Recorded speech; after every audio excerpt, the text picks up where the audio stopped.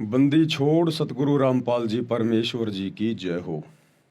परमपिता परमात्मा, सारी सृष्टि के रचनहार, कुल मालिक, असंख्य ब्रह्मांडों के स्वामी, जगत गुरु, तीनों लोकों में प्रवेश करके सबका भरण पोषण करने वाले, राजाधिराज, आत्माधार, नाथों के नाथ, देवों के देव महादेव, सर्वेश्वर महेश्वर, मृत्युंजय, अजरो अमर, आदि अनादि सनातनी प्रभु, जगत पिता जगदीश्वर, श्री श्री 1008 की उपाधि के वास्तविक अधिकारी, अकाल मूरत सौद स्वरूपी राम वासुदेव, सर्वगतम ब्रह्म, परम पूज्य, प्रथम पूज्य, परम संत, परम पुरुष, परम धनी, परम दयालु, सत्य कबीर, हक्का कबीर, अल्लाहु कबीर, अल्लाहु अकबर, बाखबर, अल्लाह ताला, जगत के तारणहार, जगत के मुक्तिदाता, जगत के जगन्नाथ, हारे के सहारे, हिंदुओं के राम, मुसलमानों के अल्लाह, सिखों के वाहिगुरु, ईसाइयों के मसीह, दया के सागर दया निधि, करुणा के सागर करुणा निधि, स्वयं भू परिभू, संकट मोचन, कष्ट हरण, मंगल करण, दुख भंजन,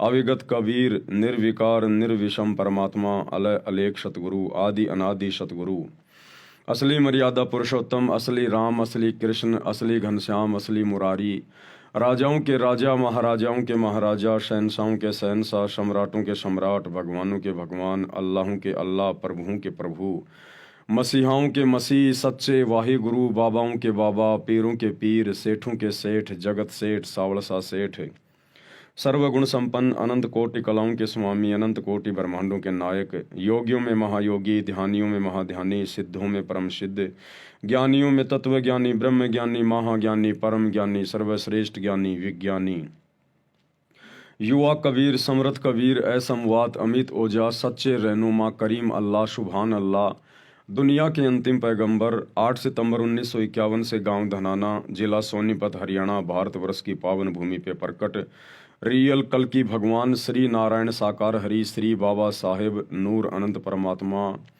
संत श्रोमणी सतगुरु रामपाल जी परमेश्वर जी के चरण कमल में साध संगति से जुड़े हुए आप और हम सभी सत्सेवक भाई बहनों का अनंत कोटि दंडवत प्रणाम। सत्साई भाई और बहनों, दया परमपिता परमेश्वर जी की, सारी सृष्टि के सर्जनहार, पालन करता, भरण पोषण करता, एकमात्र आदि अनादि परमेश्वर, अल्लाहु कबीर, अल्लाहु अकबर, सतगुरु रामपाल जी परमेश्वर जी, जिनके विशेष आशीर्वाद से, शुभ आशीर्वाद से आप और हम सभी सत्सेवक भाई बहन साथ संगति से जुड़कर अपनी आत्मा के कल्याण हेतु मोक्ष मार्ग को ध्यान में रखते हुए, प्रत्येक मर्यादाओं में रहते हुए, ज्ञान को आधार बनाते हुए निरंतर दृढ़ता के साथ आगे की ओर बढ़ रहे हैं। भाई और बहनों, ये कलयुग की पिछली पीढ़ी है। एक नया भक्ति इतिहास लिखा जा रहा है, रचा जा रहा है। परमेश्वर स्वयं धरती पे प्रकट हैं, सशरीर है, सतगुरु रूप में हैं। हम सब की वर्तमान में परीक्षा भी चल रही है और आने वाले समय में भाई और बहनों केवल ये भक्ति चलेगी, भक्ति से संबंधित बातें ही चलेंगी। आप जी देख रहे हैं धीरे धीरे कितना बदलाव ला रहे हैं परमात्मा सोशल मीडिया में। यूट्यूब ने तकरीबन करोड़ों की संख्या में चैनल डिलीट कर दिए हैं, जो फालतू के चैनल लोगों ने खोल खोल के छोड़ रखे हैं। करोड़ों की संख्या में यूट्यूब ने चैनलों को डिलीट कर दिया है और करने में लगा हुआ है। फेसबुक ने भी अभी तक जितने भी लोगों ने लाइव वीडियो चलाए हैं उन सभी वीडियो को फेसबुक 1 महीने का टाइम देके उनको डिलीट कर रहा है। इसी प्रकार ये परमात्मा धीरे धीरे सारी की सारी जो गंदगी जो दुनिया ने सोशल मीडिया पर फैला रखी है काल प्रेरणा से, दुनिया भर के फालतू के वीडियो, फालतू के ड्रामेबाजी, ये सब धीरे धीरे डाटा डिलीट हो जाएगा और बहुत जल्द वो युग परिवर्तन का समय आ रहा है। उसके बाद इस दुनिया में केवल धार्मिक आत्माएं रह जाएंगी, परमात्मा चाहने वाली आत्मा रहेंगी। ना कोई फालतू की वीडियो बनाएगा, ना कोई डालेगा और ना कोई देखेगा। यदि कोई वीडियो डालेगा तो अपने गुरु के सत्संगों के डालेगा या फिर ज्ञान आधार से गुरु के सत्संगों के ऊपर वीडियो बनाए जाएंगे, जैसे वर्तमान में साथ संगति के वीडियो बन रहे हैं। तो इसी प्रकार की वीडियो लोग देखेंगे और ये माहौल पूरी पृथ्वी का इस प्रकार से चेंज होगा। तो वर्तमान में ये जितने भी यूट्यूब पर लोग, जितने भी राजनेता लोग, जितने भी लोग जो फालतू की वीडियो डाल रहे हैं अपनी रोजी रोटी के लिए, मान बढ़ाई के लिए, पब्लिसिटी के लिए, 2 पैसे कमाने के लिए, ये सारे वीडियो आने वाले समय में किसी के किसी काम के नहीं रहेंगे, किसी काम के नहीं है। जो दुनिया दिन रात वीडियो बनाने में लगी हुई है, डाल रही है, अश्लीलता भर रखी है पूरी, चाहे कोई कितने बड़े बड़े कोई बिजनेसमैन है, कोई कितना बड़ा उद्योगपति है, वीडियो बना बना के डाल रहे हैं, दुनिया को बिजनेस सिखा रहे हैं, पैसे कमाने की कला सिखा रहे हैं। राजनेता दिन रात राजनीति में सड़ रहे हैं। छोटे मोटे जो ये संगठन है, सामाजिक संगठन, धार्मिक संगठन, ये अपने अपने वजूद की लड़ाई लड़ रहे हैं फालतू की, पता नहीं बिना ज्ञान के। तो आने वाले समय में इनके किसी के भी वीडियो बिल्कुल काम नहीं आएंगे और दुनिया ना इनको देखेगी और धीरे धीरे यूट्यूब इनको पीछे डाल देगी, ये डिलीट हो जाएंगे। इस भक्ति इतिहास में आने वाले समय में 1000 साल तक, जब तक ये विज्ञान चलेगी, तब तक केवल सतगुरु रामपाल जी के सत्संग चलेंगे सोशल मीडिया पर, और पीछे पीछे साध संगति की वीडियो चलेंगे। आज ये बातें भले आपको मजाक लगें, लेकिन आने वाले समय में सोशल मीडिया पर केवल सतगुरु रामपाल जी के सत्संग और इस सतगुरु के छोटे से सेवक इस कुत्ते पवन दास के माध्यम से गुरु महिमा के जो वीडियो बनाए जा रहे हैं, या अन्य भगत भाई बहन जो वीडियो बना रहे हैं, या आने वाले समय में जो बनाएंगे, केवल वही वीडियो चलेंगे भक्ति से संबंधित। और केवल इसी भक्ति से संबंधित, अन्य किसी भक्ति से संबंधित वीडियो कोई नहीं देखेगा। कोई मुसलमान धर्म का मुल्ला मौलवी बना रहा है, अन्य कोई फॉलोवर बना रहा है, कोई हिंदू धर्म वाले बना रहे हैं, जैन धर्म वाले बना रहे हैं, सिख धर्म वाले बना रहे हैं, अन्य कोई राधा स्वामी पंथ वाले, फला फला। ये आने वाले 4 से 5 साल में सबका ये किला ढह जाएगा। ये जितने भी बड़े बड़े पंथ और संत बन के बैठे हैं ना, ये सब मिट्टी में मिल जाएंगे। गुरुदेव के वचन परम सत्य हैं, अटल है। गुरुदेव ने अपने वचनों में कह रखा कि बच्चों, आने वाले समय में ये दुनिया भर के जितने भी धर्म हैं, ये सब मिलकर केवल मानव धर्म में सम्मिलित हो जाएंगे। जो सतगुरु रामपाल जी भगवान का धर्म है, मानव धर्म, एक ही धर्म है, दुनिया का एक ही रहेगा, पहले भी यही था। और ये जितने भी संत और महंत हैं, चाहे कितने बड़े बड़े आज उनके आश्रम हैं, उनके डेरे हैं, करोड़ों की संख्या में उनके फॉलोवर हैं, देश विदेश में उनकी ब्रांचें हैं, आने वाले समय में, और ज़्यादा समय नहीं बचा, मुट्ठी भर भी समय नहीं है, 4 से 5 साल तक का समय, ये 2028 के बाद ये जितने भी दुनिया भर के संत पंथ और डेरे हैं, जो आज राजनेताओं के उपग्रह बने हुए हैं, अपने आश्रम चला रहे हैं, दुनिया में अपनी पब्लिसिटी किए हुए हैं, गुरुदेव ने कह दिया कि या तो ये संत जो है अपने इस मानव धर्म में आ जाएंगे, यानी सतगुरु रामपाल जी के चरणों में आ जाएंगे, और वो फालतू की संतगिरी छोड़कर, अपने कर्म फोड़ना छोड़कर सतगुरु रामपाल जी से दीक्षा लेकर भक्ति करेंगे। या फिर आने वाले समय में जब ये दुनिया जागेगी, लोगों को भक्ति और भगवान का पता चलेगा, तो इन नकली संतों को, इनको देश छोड़ छोड़ के कहीं बाहर विदेशों में अपना डेरा डालना पड़ेगा। ये हिंदुस्तान में रह नहीं पाएंगे, ये जड़ से समाप्त हो जाएंगे ये आने वाले 4 से 5 साल में। और 4 से 5 साल में 2028 के बाद कोई भी राजनीतिक पार्टी नहीं बचेगी, कोई भी राजनीतिक पार्टी। ये बीजेपी, ये कांग्रेस, ये जितनी भी पार्टियां हैं, आम आदमी पार्टी, सपा, जो भी हैं, हजारों की संख्या में पार्टियां होंगी, आपको एक भी पार्टी का नामो निशान नहीं मिलेगा। इसलिए जो भाई बहन राजनीति में अपना भाग्य आजमाने की सोच रहे हैं, अपने बाप दादाओं की जमीन बेच के 2 नंबर के काम करके जो राजनीति में पैसा लगाने की सोच रहे हैं, भैया कोई काम धंधा देख लो छोटा मोटा, आपका और अपने परिवार का पेट पालने के लिए। ये आपकी बड़ी बड़ी राजनीतियां, बीजेपी कांग्रेस का भी नामो निशान जड़ से समाप्त। 2028 के बाद केवल एक ही पार्टी चलेगी, सतसाई पार्टी, सतगुरु रामपाल जी की पार्टी चलेगी, और कोई राजनीतिक पार्टी नहीं चलेगी। तो भैया छोटा मोटा कोई धंधा देख लो अपना। और ये जितने भी वकील भाई बंधु हैं, ये जज वगैरह हैं, ये भी अपना कोई काम धंधा देख लो भैया। 2028 के बाद कोई मुकदमा तुम्हारे हाथ में नहीं आने वाला है, कोई जजों की जरूरत नहीं पड़ेगी, कोई क्राइम कोई करेगा ही नहीं, अपराध कोई करेगा ही नहीं, सब डरेंगे भगवान से। तो वकील भाई भी अपना छोटा मोटा काम धंधा देख लो भैया। अब ये झूठ बोल के, 2 के 4 करके, झूठे सबूत पेश करके जो तुम दुनिया को ठग रहे हो, लूट रहे हो ना, ये धंधा तुम्हारा अब जाने वाला है हाथ से। तो भैया अपना नेक नीति ईमानदारी से कमाने का कोई जुगाड़ देख लो। आने वाले समय में केवल सतगुरु रामपाल जी परमेश्वर जी का ज्ञान, इनकी भक्ति और नेक नीति ईमानदारी से आदमी खाएगा, पिएगा, अपनी भक्ति करेगा और मोक्ष प्राप्त करेगा। ये दुनिया भर के फालतू के काम धंधे सब बंद हो जाएंगे। ये बड़ी बड़ी फैक्ट्रियां जो दिन रात इनमें लेबर काम कर रही है, दुनिया की भौतिक वस्तुओं की, दुनिया की भौतिक वस्तुओं की इच्छा पूर्ति के लिए, सब बंद हो जाएंगी। केवल लिमिटेड कंपनियां रहेंगी, लिमिटेड यानी बहुत ही थोड़ी संख्या में। गांव गांव में लघु उद्योग शुरू हो जाएंगे, कुटीर उद्योग शुरू हो जाएंगे, छोटे छोटे काम धंधे वापस शुरू हो जाएंगे। जैसे पहले गांव में कुम्हार मटके बनाया करता था, इसी प्रकार से वापस वो मटकों का समय आएगा। लोहार काम किया करता था। इसी प्रकार से वही समय आएगा वापस, साग सब्जियां उगाना, छोटा मोटा अपना धंधा करना। किसी की ये रुचि नहीं रहेगी मैं पढ़ा लिखा के मेरे बेटे को इंजीनियर बनाऊं, जज बनाऊं, डॉक्टर बनाऊं, कोई कुछ नहीं। सबकी इच्छा समाप्त हो जाएगी। सबको हकीकत का पता चल जाएगा कि भैया परमात्मा धरती पे आया हुआ, भक्ति करने के लिए मनुष्य जन्म मिला है। ये बन बन के डॉक्टर, जज, वकील अपने कर्म फोड़ेंगे, दुनिया के कर्म फोड़ेंगे, कोई फायदा नहीं है। बच्चों को 8वीं 10वीं पढ़ाओ, गुरुजी का तीनों समय की आरती कर लें, सत्संग सुन लें, छोटा मोटा अपना लिखा पढ़ी कर लें। इससे ज्यादा ना अपने बच्चों को कोई पढ़ाएगा और ना कोई पढ़ेगा, और ना नौकरी के लिए कोई पढ़ेगा, ना अपने बच्चों को पढ़ाएगा आने वाले समय में, जब सबको हकीकत का पता चलेगा, भक्ति का पता चलेगा। तो छोटे छोटे काम धंधे, वही अपनी खेती बाड़ी, वही अपना पशुधन वापस शुरू हो जाएगा। और बहुत सीमित, बिल्कुल आज जिस व्यक्ति का महीने का खर्चा 20,000 का है, 2028 के बाद में 2,000 रुपए में पूरा परिवार आराम से रहा करेगा। कोई भागदौड़ नहीं होगी, बैल और गधे की तरह कमाने की जरूरत नहीं होगी।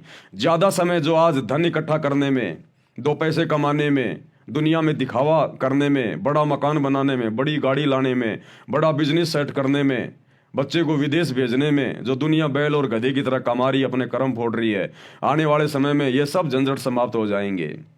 सब बैठ के भक्ति करेंगे भगवान की। विदेशों के लोग भी हिंदुस्तान में आके सेट हो जाएंगे। हिंदुस्तान में आके, जैसे हजारों साल पहले विदेश के लोग नालंदा विश्वविद्यालय में आके अपनी पढ़ाई किया करते थे, इसी प्रकार अब विदेश के लोग भारत में आके सेट हो जाएंगे, अपनी भक्ति करेंगे और मोक्ष करवाएंगे अब वो। और भारत विश्व गुरु बनेगा, विश्व गुरु। ये सतगुरु रामपाल जी परमेश्वर बनाएंगे विश्व गुरु, और किसी की औकात नहीं है विश्व गुरु बनाने की। इन राजनेताओं ने तो बना दिया विश्व गुरु, देश को गृह युद्ध के मुहाने पे लाके छोड़ दिया। इन बड़े बड़े नेताओं ने तो बना दिया जो है मतलब विश्व गुरु। आज पूरी दुनिया बारूद के ढेर पे बैठी है, कब ये बम फट जाए कोई भरोसा नहीं है। इस विज्ञान ने तो केवल विनाश का सामान तैयार किया, विनाश का। दुनिया को ये विज्ञान ये पतन की ओर लेके गई है। अब इस विज्ञान का भी सदुपयोग होगा। ये वैज्ञानिक उपकरण, ये TV, internet, mobile, radio, satellite, हवाई जहाज, ये परमात्मा ने भक्ति के लिए बनवाई थी, भक्ति में सहयोग के लिए। काल ने फिलहाल इसका दुरुपयोग कर लिया। अब ये सब समाप्त कर दी जाएगी एक बार। जितनी आवश्यक होगी उतनी विज्ञान रखी जाएगी, फालतू की नहीं रखी जाएगी। और ये गाड़ी घोड़े वगैरह, ये एरोप्लेन, ये सब परमात्मा के सत्संगों में आने जाने के लिए काम आएंगे। मोबाइल, इसमें परमात्मा के सत्संग सुनेंगे, भगत भाई बहनों से बात करेंगे, भगवान की चर्चा करेंगे, सत्संगों की जानकारी देंगे, एक दूसरे की शंका समाधान होगी। और ये टीवी वगैरह केवल गुरुदेव के सत्संग चलेंगे आने वाले समय में, बाकी सब बंद। ये नकली साधु संत महात्मा सबके प्रवचन बंद, स्टॉप, कोई सुनेगा ही नहीं। ऐसे लगेगा जैसे कोई गधा रंभा रहा है, कोई गधा।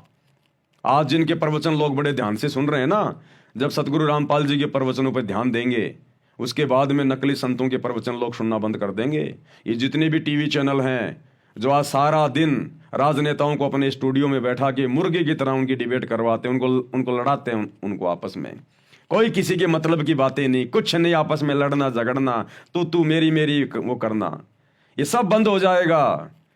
इन टीवी चैनलों पर भी केवल परमात्मा की ज्ञान चर्चा हुआ करेगी लोगों को समझाने के लिए। और ये टीवी चैनल वाले, जहां सतगुरु रामपाल जी भगवान रहेंगे, उस आश्रम के बाहर में ये टीवी चैनल वाले अपनी गाड़ियां ले लेके खड़ा रहा करेंगे। गुरुजी हमें भी आपका सत्संग दे दो, गुरुजी हमें भी आपका सत्संग दे दो। अरे ठीक है, इसको पवन दास की वीडियो दे दो, वो मुसलमान नहीं समझे ज्ञान कुरान वाले। चल बेटा चला इसको, 1 महीने चला इसको। हाँ तू, अरे तेरे को वो जीने के रागे दे दो, इसको जीने के रागे दे दो, चला। ये होगा आने वाले समय में इस प्रकार से। अभी दुनिया को कुछ नहीं पता, क्योंकि आध्यात्मिक जीवन में क्या परिवर्तन होगा ये राजनेता नहीं जानते, राजनेता नहीं बता सकते। आने वाले समय में इस दुनिया में क्या होगा ये राजनेता नहीं जानते, राजनेता नहीं बता सकते, नकली साधु संत नहीं बता सकते। ये केवल सच्चे परमात्मा को पता है, या सच्चे परमात्मा के जो सच्चे भगत होते हैं उनको ज्ञान आधार से परमात्मा प्रेरणा करता है, फिर वो भगत ये बातें बताते हैं। बाकी पूरी दुनिया तो काल की गोद में सो रही है, उनको पता ही नहीं एक सेकंड बाद में क्या हो जाएगा। तो ये नहीं बता सकते, इसीलिए तो काल सबकी आंखें बंद रखता है, इसीलिए तो काल ने सबकी आंखें बंद कर रखी है। कुछ नहीं होगा, ऐसे खाएंगे पिएंगे मौज करेंगे, दुनिया ऐसे चलती आई ऐसे चलती रहेगी। अब दाने दाने के लिए रहोगे, दाने दाने के लिए। दाने दाने के लिए जो आज बकवाद कर रहे हैं, इस परमात्मा सतगुरु रामपाल जी भगवान के द्वारा मनुष्यों को सद्बुद्धि दे के जो ये वैज्ञानिक चीजें बनवाई गई हैं, ये गाड़ी घोड़े इंटरनेट रेडियो टीवी मोबाइल हवाई जहाज, जो लोग आज इनका दुरुपयोग कर रहे हैं फालतू में घूमने में फिरने में, दुनिया भर की रैलियों में, राजनीति में, कल को इन लोगों को घरों में बैठना पड़ेगा, इनके गाड़ियों में जर लगेगी, डीजल के पैसे नहीं होंगे इनके पास में, दाने दाने के लिए रोएंगे ये लोग। वो समय आएगा, फिर ये भीख मांगेंगे सतगुरु रामपाल जी भगवान से, हे भगवान हमें बचा लो, हे भगवान हमें बचा लो।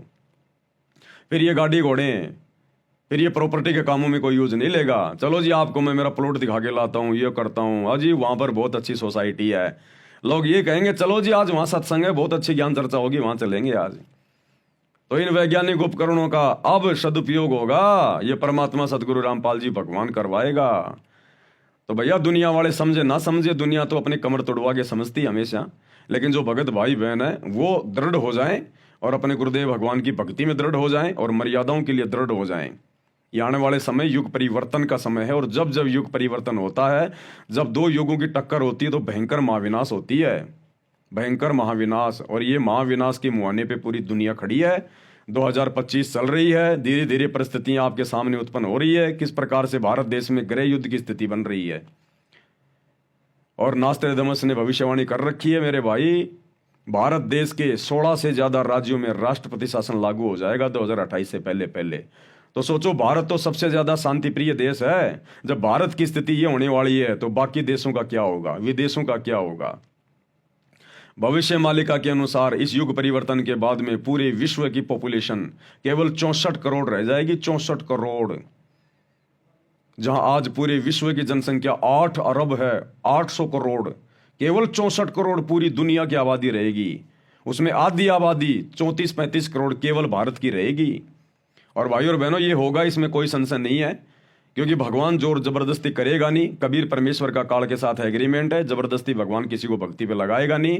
और अपने आप ये दुनिया भक्ति पे लग नहीं रही। भगवान ने भी अंत में हार मान के कि ठीक है भैया, 20 साल तक मैंने खूब ज्ञान दे लिया, जिसने समझना होगा समझने लेगा, अब मैं जाता हूं, आराम से आराम करूंगा। परमात्मा जाके हिसार जेल में बैठ गए कि अब काल इनकी कमर तोड़ेगा, तब इनको भगवान की याद आएगी। तो ज्ञान से दुनिया नहीं समझ रही है, ज्ञान से जिन्होंने समझना था वो समझ चुके हैं। सन 1994 से 2014 तक सतगुरु रामपाल जी ने ज्ञान देकर समझाया।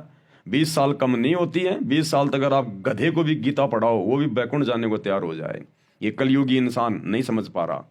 तो भगवान ने भी अंत में जेल में जाके बैठना ही अपना उचित समझा कि ठीक है भैया, अब जैसे जिनके भाग्य, जैसे जिनके कर्म, जब ये कर्मों के ये लठ पड़ेंगे, अपने आप सीधे हो जाएंगे। तो दुनिया ज्ञान से नहीं मानी, अब दुनिया मानेगी काल की मार से। तो अब युग परिवर्तन का दौर शुरू हो चुका है।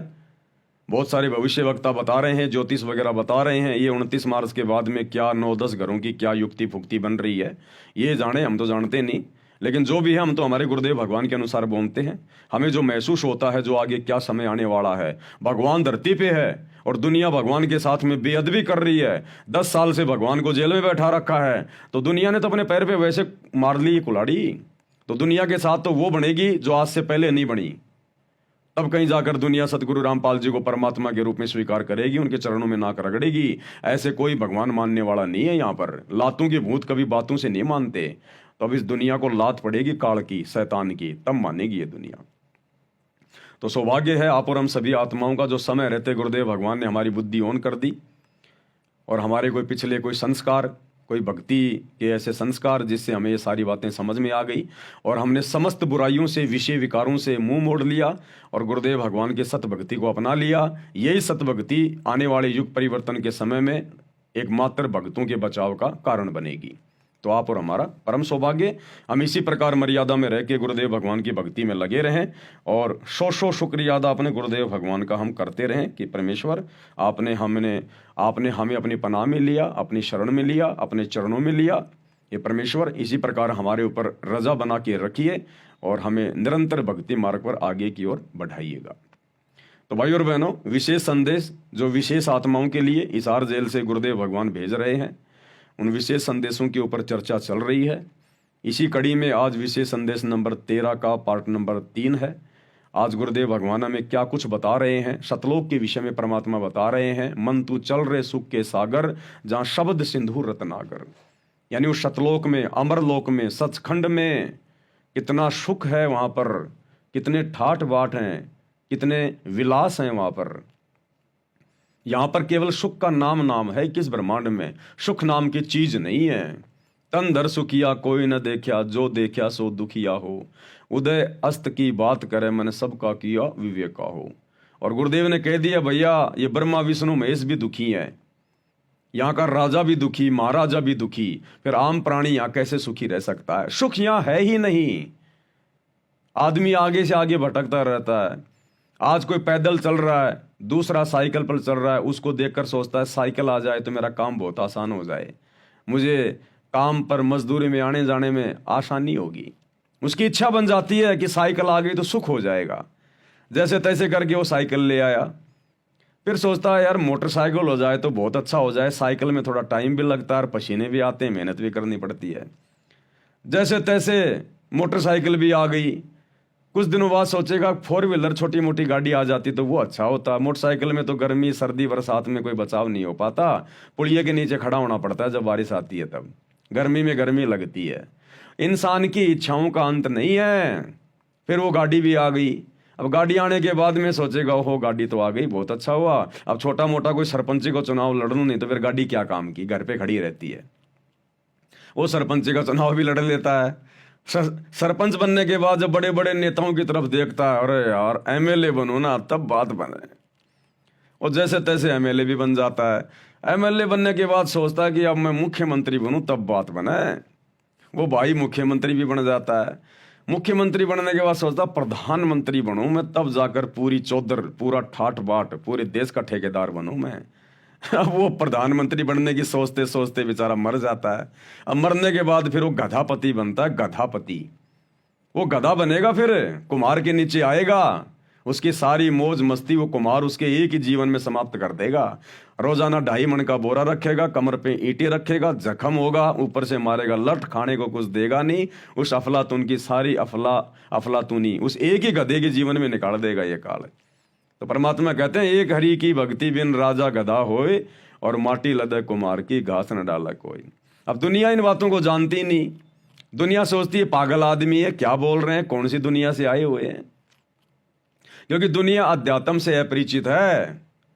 और आप और हमें परमात्मा ने, आप और हमारे को गुरुदेव भगवान ने, परमात्मा ने वो अध्यात्म की खीर छिक छिक के खिला दी परमात्मा ने। तो आप और हमें डकार आ रही हैं अब। तो भैया जो गुड़ खाएगा मीठे को वही तो अनुभव करेगा। तो ये दुनिया ने अभी अध्यात्म वाला गुड़ खाया नहीं है। ये दुनिया केवल तमाकू चाट रही है, तमाकू। अब तमाकू में कोई स्वाद भी नहीं होता और नशे में पड़ी हुई है। तो भैया अब परमात्मा धीरे धीरे धीरे धीरे इस दुनिया पे भी दया करेगा, अगर कोई दया करवाना चाहेगा तो। नहीं तो भैया कमर टूटेगी भयंकर तरीके से। आप युग परिवर्तन के दौर से गुजर रहे हैं, कोई सामान्य समय नहीं है ये। भगवान धरती पे आया हुआ है, परमात्मा धरती पे।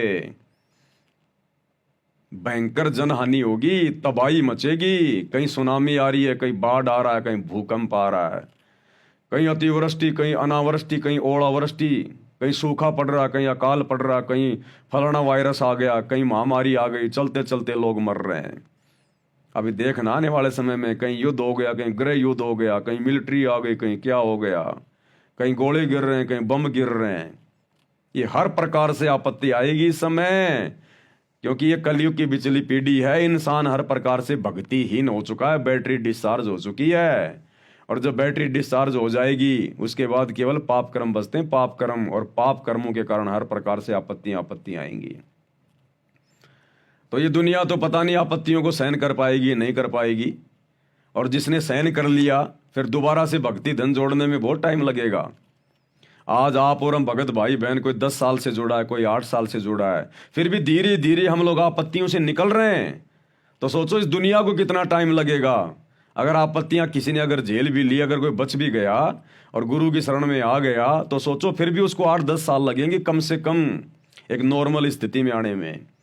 और उस समय आप और हम भाई बहन इस प्रकार से होंगे जैसे आज आम व्यक्तियों के बीच में ये राजा महाराजा, मंत्री संतरी, मुख्यमंत्री, एमएलए, प्रधानमंत्री हैं। ऐसे ही दुनिया वालों के बीच में जो वर्तमान में भक्ति कर रहे हैं, सतगुरु रामपाल जी के भगत, इन भगतों की स्थिति आने वाले समय में इन दुनिया वालों के सामने ऐसी हो जाएगी। ये बड़े बड़े तुम्हारे बॉलीवुड के अभिनेता, ये क्रिकेटर, बड़े बड़े उद्योगपति, अगर ये बच गए तो वैसे इनके बचने की आसार नहीं है। ये जितने भी बड़े बड़े चेहरे जो आज दिखाई दे रहे हैं ना, जिन्होंने दुनिया की ऐसी तैसी कर दी, दुनिया को जिन्होंने बिगाड़ के रख दिया, अश्लीलता के रंग में रंग दिया जिन्होंने, इनके तो बहुत ज्यादा माड़े भाग हैं। इनका बचना तो बहुत ज्यादा मुश्किल है, क्योंकि ये बच भी गए तो भक्ति नहीं कर पाएंगे, इनके अंदर से वो मान बढ़ाई की बू नहीं निकलेगी। तो ये तो जाएंगे इस महाविनाश के जो है इसमें मतलब दौर में। तो आने वाले समय में फिर ये बाकी दुनिया क्या करेगी, अध्यात्म का किसी को पता नहीं। फिर ये आप और हमारे जैसे भगत भाई बहनों के सामने बैठेगी, भगत जी सत्साए, भगत जी शंका का समाधान कर दो, भगत जी ये छोटी सी समस्या आ गई, भगत जी क्या करें बताओ, मालिक के ज्ञान आधार से मर्यादा ना टूट जाए। जो आज अपने आप के अंदर बड़े बड़े राजा महाराजा बन के बैठे हैं ना, दुनिया के लोग जिनके दर्शन करने के लिए उनके घरों के आगे लाइन बना के जो खड़े रहते हैं, वो लोग कल को फोन किया करेंगे आप और हमें, भगत जी सत्साए, भगत जी थोड़ी सी मजबूरी आ गई, एक छोटी सी शंका समाधान कर दो। तो कहने का मतलब भाई और बहनों, ये दुनिया की चक्काचौंध को देख के हमने विचलित नहीं होना है। ये दुनिया काल की गोद में बैठी हुई है, और काल की गोद में चाहे कोई बैठा हो, कितना बड़ा हो, वो कुछ नहीं है, केवल उसका भोजन है, कुछ नहीं। वो अगले जन्म में गधा कुत्ता सुअर बन के घूमेगा, वो जो आज अफलातून बन के घूम रहा पूरी देश दुनिया में आज, जिसका नाम है, जो भक्ति नहीं कर रहा सतगुरु रामपाल जी की। और आप और हम जो भक्ति कर रहे हैं, आने वाला समय आप और हमारा होगा, क्योंकि सतगुरु का वचन कभी निष्फल नहीं जाएगा, नहीं जा सकता। ये आप और हमारे ऊपर निर्भर करता है कि हम सतगुरु के वचन को किस प्रकार से लेते। गुरु ने अपने सत्संग में कह दिया है कि बच्चों, इस भक्ति पे तुम लगे रहना, चाहे सुखी रहो चाहे दुखी रहो, चाहे छोटी मोटी कोई समस्या आड़ आड़ास अड़ी रहे, तुम विश्वास मत तोड़ना, इस भक्ति में सतगुरु के चरणों में पड़े रहना, लगे रहना। ये दरबार छोड़ के मत जाना तुम, चाहे भक्ति थोड़ी हो जाए, कैसे भी हो, तुम ये दरबार छोड़ के मत जाना। द्वार धनी के पड़ा रहे, धक्के धनी के खाए, सो काल जग जोरी पर द्वार छोड़ना जाए। तो परमात्मा संभालेगा, पकड़ेगा, उसकी नजर है, वो देख रहा है। और गुरुदेव का वचन है, बच्चों आने वाले समय में तुम्हारे मकान अलग होंगे, तुम्हारी कोठियां अलग होंगी। हालांकि यहाँ पर हमारी कोई इच्छा नहीं रहेगी बड़ा मकान बनाने की, बड़ी कोठी बने जो है वो बनने की, बड़ा कोई काम धंधा खोलने की, लेकिन ये होगा। अगर किसान ने खेत में बीज बोया है गेहूं का, और यदि उसकी बढ़िया से रखवाली करी है, तो भैया पशुओं का चारा तो होगा ही होगा, और पहले होगा, पहले अनाज से पहले होगा। तो हमें मोक्ष तो मिलेगा, उस मोक्ष से पहले हमें इस गंदे लोक के सुख भी परमात्मा देगा, क्योंकि उस समय हमें ज्ञान हो जाएगा। फिर हम माया का दुरुपयोग नहीं कर सकते, हमें उसकी हानि का पता चल जाएगा कि कहाँ ये हमें डुबोएगी और कहाँ हमें ये उबारेगी। उसके बाद परमात्मा समझदार बच्चे को फिर अपने खजाने की चाबी देगा। तो गुरुदेव ने कह रखा, बच्चों आने वाले समय में गांव में, नगर में, जहां भी तुम रह रहे हो, तुम्हारे मकान, तुम्हारी कोठियां अलग होंगी, और दुनिया चर्चा करेगी कि ये हैं सतगुरु रामपाल जी के भगत। अगर समय रहते इनके गुरु जी की शरण में आ जाते, आज हमारे भी ऐसे ठाट बाट होते। ये सतगुरु का वचन है, डूम बाट के गीत नहीं है। साधु बोले सहज स्वभाव, साधु का बोलिया मिथ्या न जाए, और साध वचन पलटे नहीं, चाहे पलट जाए ब्रह्मांड। लेकिन उस समय का इंतजार, और आप और हमने दृढ़ता, कहे कबीर सुनो भाई साधो मैं तो हूं विश्वास में। बस हमने विश्वास नहीं तोड़ना अपने गुरु जी से, चाहे कुछ भी हो जाए, कुछ भी हो जाए, चाहे हमारे साथ चाहे कितना बुरा होता दिखाई दे, वो बुरा नहीं हो रहा, उस बुराई में भी हमारी अच्छाई है, वो हमें नहीं दिखाई दे रही है वर्तमान में। बस हमारा गुरु अंतर्यामी है, हम अपने गुरु जी के अधीन हैं, हम उपचाराधीन हैं। जैसे डॉक्टर के अंडर में जब मरीज आ जाता है, तो मरीज को नहीं पता डॉक्टर क्या इंजेक्शन लगा रहा है, इसमें कौन सी दवा मिली हुई है, ये दवाई तुझे क्या फायदा देगी, मरीज को नहीं पता, और ना मरीज कुछ बोलता, क्योंकि मरीज को डॉक्टर पे विश्वास होता है। तो इसी प्रकार गुरुदेव भगवान का ट्रीटमेंट चल रहा है आप और हमारे ऊपर। हम उनकी हॉस्पिटल में एडमिट हैं, इस भक्ति वाली हॉस्पिटल में। अब गुरुजी का ट्रीटमेंट चल रहा है, हमने केवल मर्यादा में रहना है।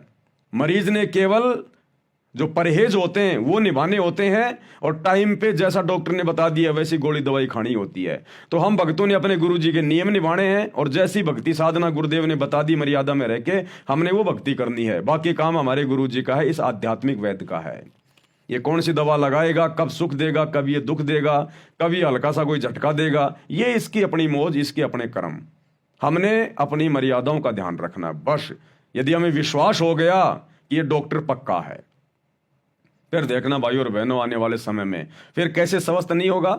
जब मरीज डॉक्टर की दवा टाइम पे खाएगा, परहेज निभाएगा, तो मरीज भला फिर स्वस्थ कैसे नहीं होगा।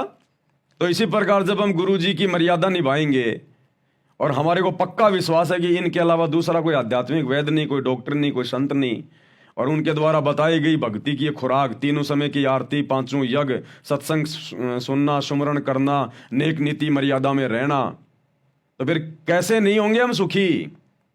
अरे जिसका ये लोक सुखी नहीं, उसका परलोक कभी सुखी नहीं हो सकता। तो भगवान जिन भक्तों का मोक्ष करेगा, जिनको सचखंड में भेजेगा, उनको पृथ्वी का भी सुख देगा परमात्मा, यहां का सुख भी देगा मालिक। ये ना सोचना कि आज हम गरीब हैं, निर्धन हैं, हमारे पास ना जमीन है, ना मकान है, ना कोई काम धंधा है, बड़ी मुश्किल से हम गुरु जी के शरण में आके अपना गुजारा कर रहे हैं। ये ना सोचना, ये परमात्मा है, अनंत रास्ते हैं इसके पास में, अनंत रास्ते। क्या सेऊ सम्मन ने कभी सोचा था कि हम कभी जिंदगी में सेठ बन जाएंगे? जो बेचारे सुबह कमाते थे, शाम को खाया करते थे, इतना गरीब परिवार, अपने बेटे की गर्दन तक उसको काटनी पड़ गई थी भगवान को भोजन करवाने के लिए, घर में आटा भी नहीं। क्या उसने कभी सोचा था सम्मन ने कि मैं दिल्ली का 1 नंबर का सेठ भी बन जाऊंगा? सपने में भी नहीं सोच सकता बेचारा, लेकिन भगवान ने बना दिया। क्या तैमूर लंग कभी सोच सकता था, जो भेड़ बकरियां चराया करता था, घर में आटा भी नहीं होता था, कि मैं राजा बन जाऊंगा और मेरी 7 पीढ़ी राज करेगी? लेकिन भगवान ने बना दिया। तो परमात्मा क्या नहीं कर सकता? वही तो परमात्मा है धरती पर आज हमारे गुरुदेव भगवान के रूप में। सतगुरु जो चावे सो करी ही, भरम पड़ो मत कोई, सेऊ धड़ पर शीश चढ़ाया पाछा करी रसोई। और मोला जल से थल करे, थल से जल कर देत, और साहिब तेरी साहिबी श्याम कहूं के सवेत। तो परमात्मा कुछ भी कर सकता है, ये पल में राई से पहाड़ कर दे और पहाड़ से राई कर दे। ये वो समर्थ है, वो धनी है हम जिसकी शरण में आज।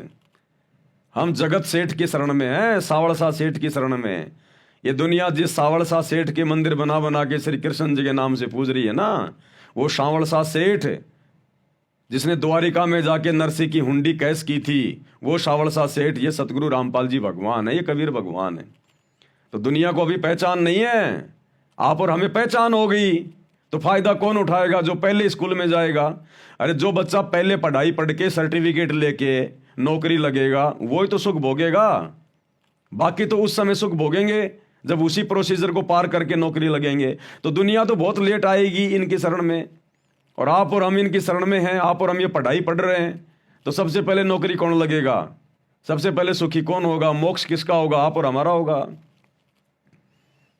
और दूसरी बात भाई और बहनों, देखो ये अध्यात्म है, हमने कुछ चीज़ों का बहुत विशेष तौर पर ध्यान रखना है। एक छोटी सी ऑडियो जो मैंने आज ग्रुपों में डाली हुई है, जूली बहन की जो आई थी, हम लोगों ने ज्ञान को प्रथम रूप से आधार बना के चलना पड़ेगा इस भक्ति मार्ग पर, तब हमारी बात बनेगी, नहीं तो नहीं बन पाएगी। आने वाले समय में क्या होगा भाई और बहनों, कोई भी भाई बहन ये ना सोचे कि भाई मेरी जो उम्र है, मेरी उम्र अभी 30 साल की है, मेरी उम्र अभी 35 साल की हैं, और मैं तो बड़ा होऊंगा, अभी टाइम लगेगा, बूढ़ा होऊंगा, उसके बाद मेरी भक्ति सफल होगी। आने वाले समय में, क्योंकि समय थोड़ा है परमात्मा के पास में, जितनी आत्माओं को गुरुदेव भगवान निकालेंगे अपने शरीर में रहते सहते, यानी इस तेज पुंज के शरीर में जो हमें दिखाई दे रहा है इनका, इस शरीर में धरती पर संत रूप में रहते रहते परमात्मा जितनी आत्माओं को निकाल पाएंगे निकाल देंगे। तो सभी भाई बहनों की प्रबल इच्छा होनी चाहिए हमारी। ये तो हमने कभी सौपन में भी नहीं सोचना, चाहे आप कैसी भक्ति कर रहे हैं, कितनी मर्यादा में कुछ भी हैं आप, लेकिन ये आपने जिंदगी में नहीं सोचना, चाहे आपकी 70 साल की उम्र हो रही है, 80 साल की उम्र हो रही है, हमने ये नहीं सोचना कि भगवान इस जन्म में नहीं तो अगले जन्म में तो पार हो ही जाऊंगा। ये सबसे बड़ी गलती होगी हमारी, सबसे बड़ी गलती। इसका मतलब हम अपने गुरु जी पर विश्वास नहीं कर रहे। अरे सतगुरु जो चाहे सो कर दे। अगर भक्ति की इच्छा होगी भगवान उम्र बढ़ा देगा। रामानंद की, पंडित रामानंद जी की 650 साल पहले परमात्मा ने उम्र बढ़ा दी थी। उसको चिंता हो गई थी जब वो 124 साल का था, 104 साल का या वो कितना था, तब उसको परमात्मा मिले 5 साल की उम्र में। उसको फिर टेंशन हो गई कि जो भक्ति में कर रहा था ये तो 2 आने की भी नहीं, अब मेरी उम्र बची नहीं तो मेरा मोक्ष कैसे होगा। तो उसकी चिंता को देखकर भगवान ने 150 साल की उम्र दी उसको, पंडित रामानंद जी को, कि तेरे भाग्य में उम्र नहीं है, तेरी मौत तो उसी दिन होनी थी जिस दिन सिकंदर लोधी ने तेरी गर्दन काट दी थी, वो तेरा लास्ट दिन था। अब आगे का जीवन मैं दे रहा हूं तेरे को भक्ति के लिए। तो परमात्मा ने 150 साल की उम्र दे दी उसको। तो वर्तमान में कोई भाई बहन अगर 80 साल का भी हो रहा है ना, तो ये मत सोचना कि इस जन्म में नहीं तो अगले जन्म में तो पार हो ही जाऊंगा। ये अगला जन्म हमारी डिक्शनरी से हटा देना चाहिए हमने। ये दिमाग में नहीं आना चाहिए अगला जन्म, नहीं, बिल्कुल नहीं। वो भगवान की मौज है, वो गुरु की मौज है, अगला जन्म दे ना दे, लेकिन हमने नहीं सोचना बिल्कुल भी। और दूसरी बात, भले आपकी 30 साल की उम्र है, चाहे 40 साल की उम्र है, चाहे आपकी 50 साल की उम्र है, हमने सुबह उठते ही सबसे पहले भगवान से यह अरदास करनी है, परमात्मा पीछा छुड़ाओ। अगर आज भी आप सतलोक के लिए अगर मुझे लेकर जाना चाहोगे ना गुरुदेव, यदि आप आज और अभी इसी समय अगर आप मेरे सामने प्रकट होकर कहो बच्चों चलो बैठो विमान में, ये गुरुदेव मैं उसी समय आपके साथ चलने को तैयार हूं। हमने इस कदर तैयार रहना इस संसार से पीछा छुड़वा के कि भगवान जब तक हूं तब तक तेरी नौकरी कर रहा हूं, तेरे बच्चों का पेट भर रहा हूं, तब तक मैं अपनी जिम्मेदारियां निभा रहा हूं, काम धंधा कर रहा हूं। बाकी मेरी इस गंदे लोक में रुकने की, रहने की, जीने की कोई इच्छा नहीं है। हमने इस कदर अब तैयार हो जाना चाहिए इस गंदे लोक के दुखों को देख के, भगवान के मिशन को समझ के। रोज हमने ये सोचना है कि बस आज मेरा अंतिम दिन, आज मेरा अंतिम दिन। ये प्लानिंग मत बनाओ, भक्तों के मन में ये प्लानिंग नहीं होनी चाहिए कि 2 साल बाद एक मकान बनाऊंगा। ये प्लानिंग नहीं होनी चाहिए भगत के मन में। क्या पता भगवान आपको 1 महीने के बाद सतलोक ले जाने की सोच रहा है और तुम उधर 2 साल बाद में मकान बनाने की सोच रहे हो। तो भैया काल के साथ एग्रीमेंट है, भगवान जबरदस्ती नहीं करेगा।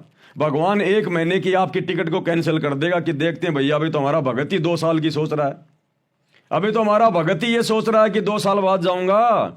तो जब तक ये तैयार नहीं होगा मैं कैसे लेके जाऊंगा। क्या कहते हैं गुरुदेव बार बार कि बच्चों तुम अपनी इच्छा से आए थे, अपनी इच्छा से जाओगे, मैं जबरदस्ती नहीं करूंगा। ना मैंने सतलोक में जबरदस्ती करी कि तुम काल के साथ जाओ, तुम्हारी इच्छा बनी तो तुम इसके साथ आ गए, मैंने भेज दिया। अब ना मैं यहां जबरदस्ती करूंगा कि चलो सतलोक, चलो सतलोक, ना तुम्हारा हाथ पकड़ के ले जाऊंगा। जब तुम खुद अपनी इच्छा से सतलोक जाने के लिए तैयार होगे उस दिन लेके जाऊंगा। तो ये आप और हमारी इच्छा पे निर्भर है भाई और बहनों। इतना ज्ञान देने के बाद में आप और हमारी इच्छा के ऊपर है ये। तो हमने ये मन में प्लानिंग नहीं करनी यदि हम भगत हैं तो, और अगर हमें ज्ञान समझ में आ गया और मोक्ष चाहते हैं तो, कि 2 साल बाद में वहां पर जो मेरा प्लाट खाली पड़ा ना उसमें एक मकान बनाऊंगा। तो गई तेरी 2 साल तो हो गई तेरी बर्बाद। क्या पता तेरा गुरु तेरे को 2 महीने बाद सतलोक ले जाने की सोच रहा था और नालायक तूने अपने पैर पे मार ली वो कुल्हाड़ी कि 2 साल बाद तो मैं प्लाट बनाऊंगा। वो प्लाट बनने के बाद फिर सोचेगा 2 साल तो इसमें रहूंगा आराम से, हैं, फिर आने वाले 2 साल में हो जाएगा तेरे पोता, फिर सोचेगा 6-7 साल तो पोता खिलाऊंगा भी, तो यही रह जाएगा फिर। तो भगत ने प्लानिंग नहीं करनी, 2 टाइम की रोटी परमात्मा दे रहा है, बस उसी में संतुष्ट रहना हमें। हमने प्लानिंग नहीं करनी कि मेरे खेत के पास में से रिंग रोड निकल गई, अरे हाईवे बन गया, जमीनों के भाव बढ़ गए, वहां मैं 2 साल बाद में एक ढाबा खोलूंगा, गाड़ियां रुकेंगी, लोग खाना खाएंगे, घर में पैसे आएंगे, गया काम से। प्लानिंग नहीं करनी, किसी चीज की प्लानिंग नहीं करनी हमने। अगर हमने प्लानिंग करनी है तो सतलोक जाने की करनी है कि कब गुरुजी आएंगे, कब गुरुजी आएंगे, मेरे अंदर क्या कमी रह गई जो परमात्मा अभी तक लेने नहीं आ रहे, क्या कमी रह गई मुझे। अपनी कमियों को देखो, अपनी कमजोरियों को देखो, अपनी भक्ति को बढ़ाओ, गुरुजी को प्रसन्न करने के तौर तरीके अपनाओ सतलोक जाने के लिए। और प्रतिदिन हमने ये सोचना कि मैं त्रिकुटी पे खड़ा हूं, त्रिकुटी पे।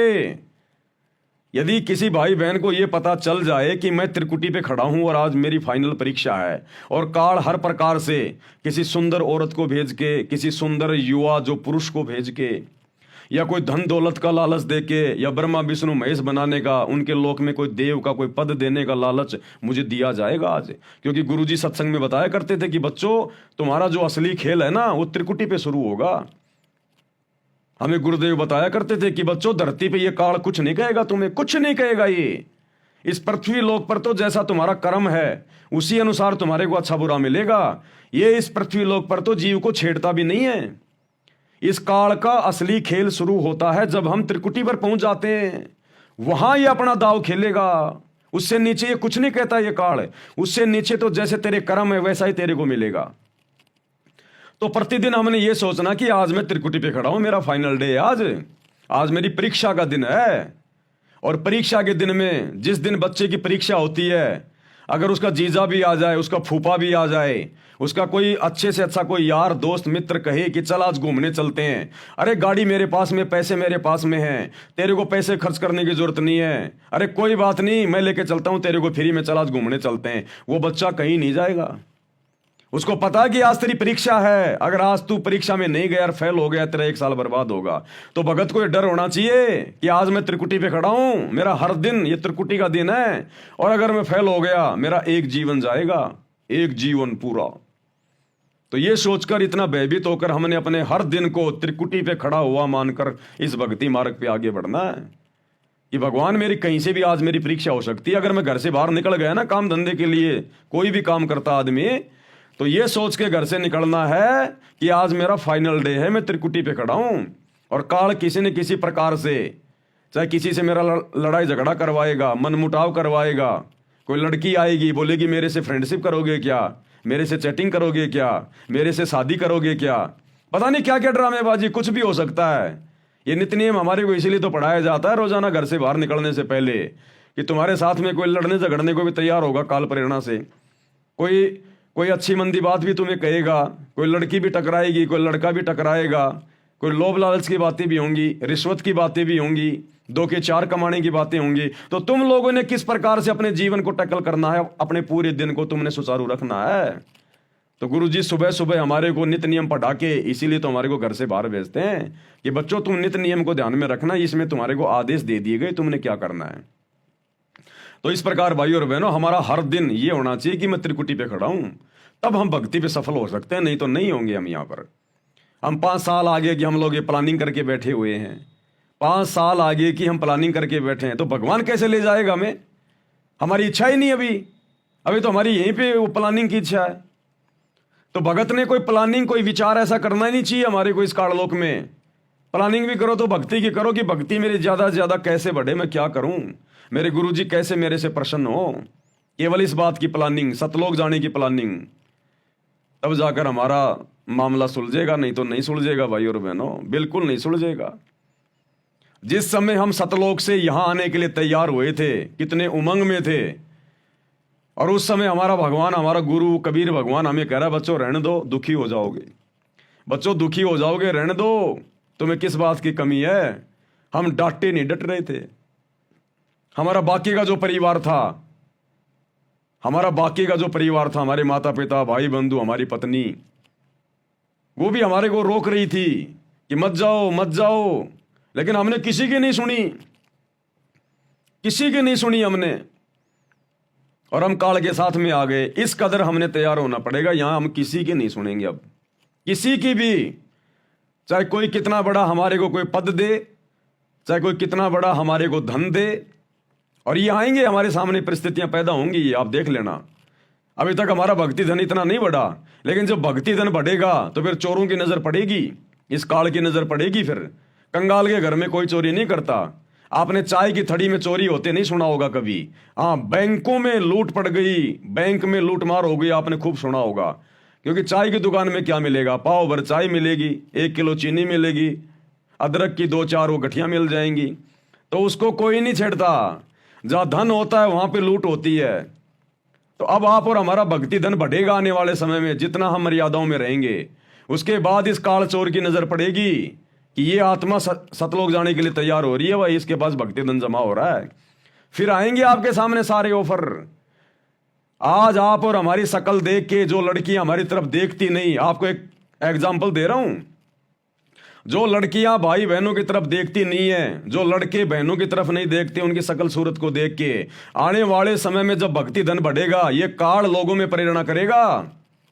आपके साथ में नजदीकियां बढ़ाएंगे, मित्रता करेंगे, फ्रेंडशिप करेंगे, शारीरिक संबंध बनाने की सोचेंगे वो लोग। आप सोचोगे यार मेरे अंदर ऐसा कुछ है ही नहीं, मैं तो काला कलूटा सा आदमी, बुंडा सा आदमी है ना, मैं ऐसा कुछ को धनवान आदमी, और मेरे साथ में ये नजदीकियां क्यों बढ़ा रहे हैं?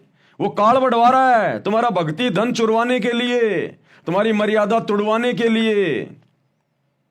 ध्यान रखना, तुम्हारा रिश्तेदार आएगा और कहेगा जी जी कोई बात नहीं जी, मेरे पास में पैसे हैं, मैंने जमीन बेची है, चलो ऐसा करते हैं अपन पार्टनरशिप में मिलकर छोटा सा काम धंधा कर लेते हैं, अजी छोटा सा एक होटल खोल लेते हैं, आप तो संभाल लेना, पैसे मैं लगा दूंगा, कोई दिक्कत नहीं, मत फंस जाना।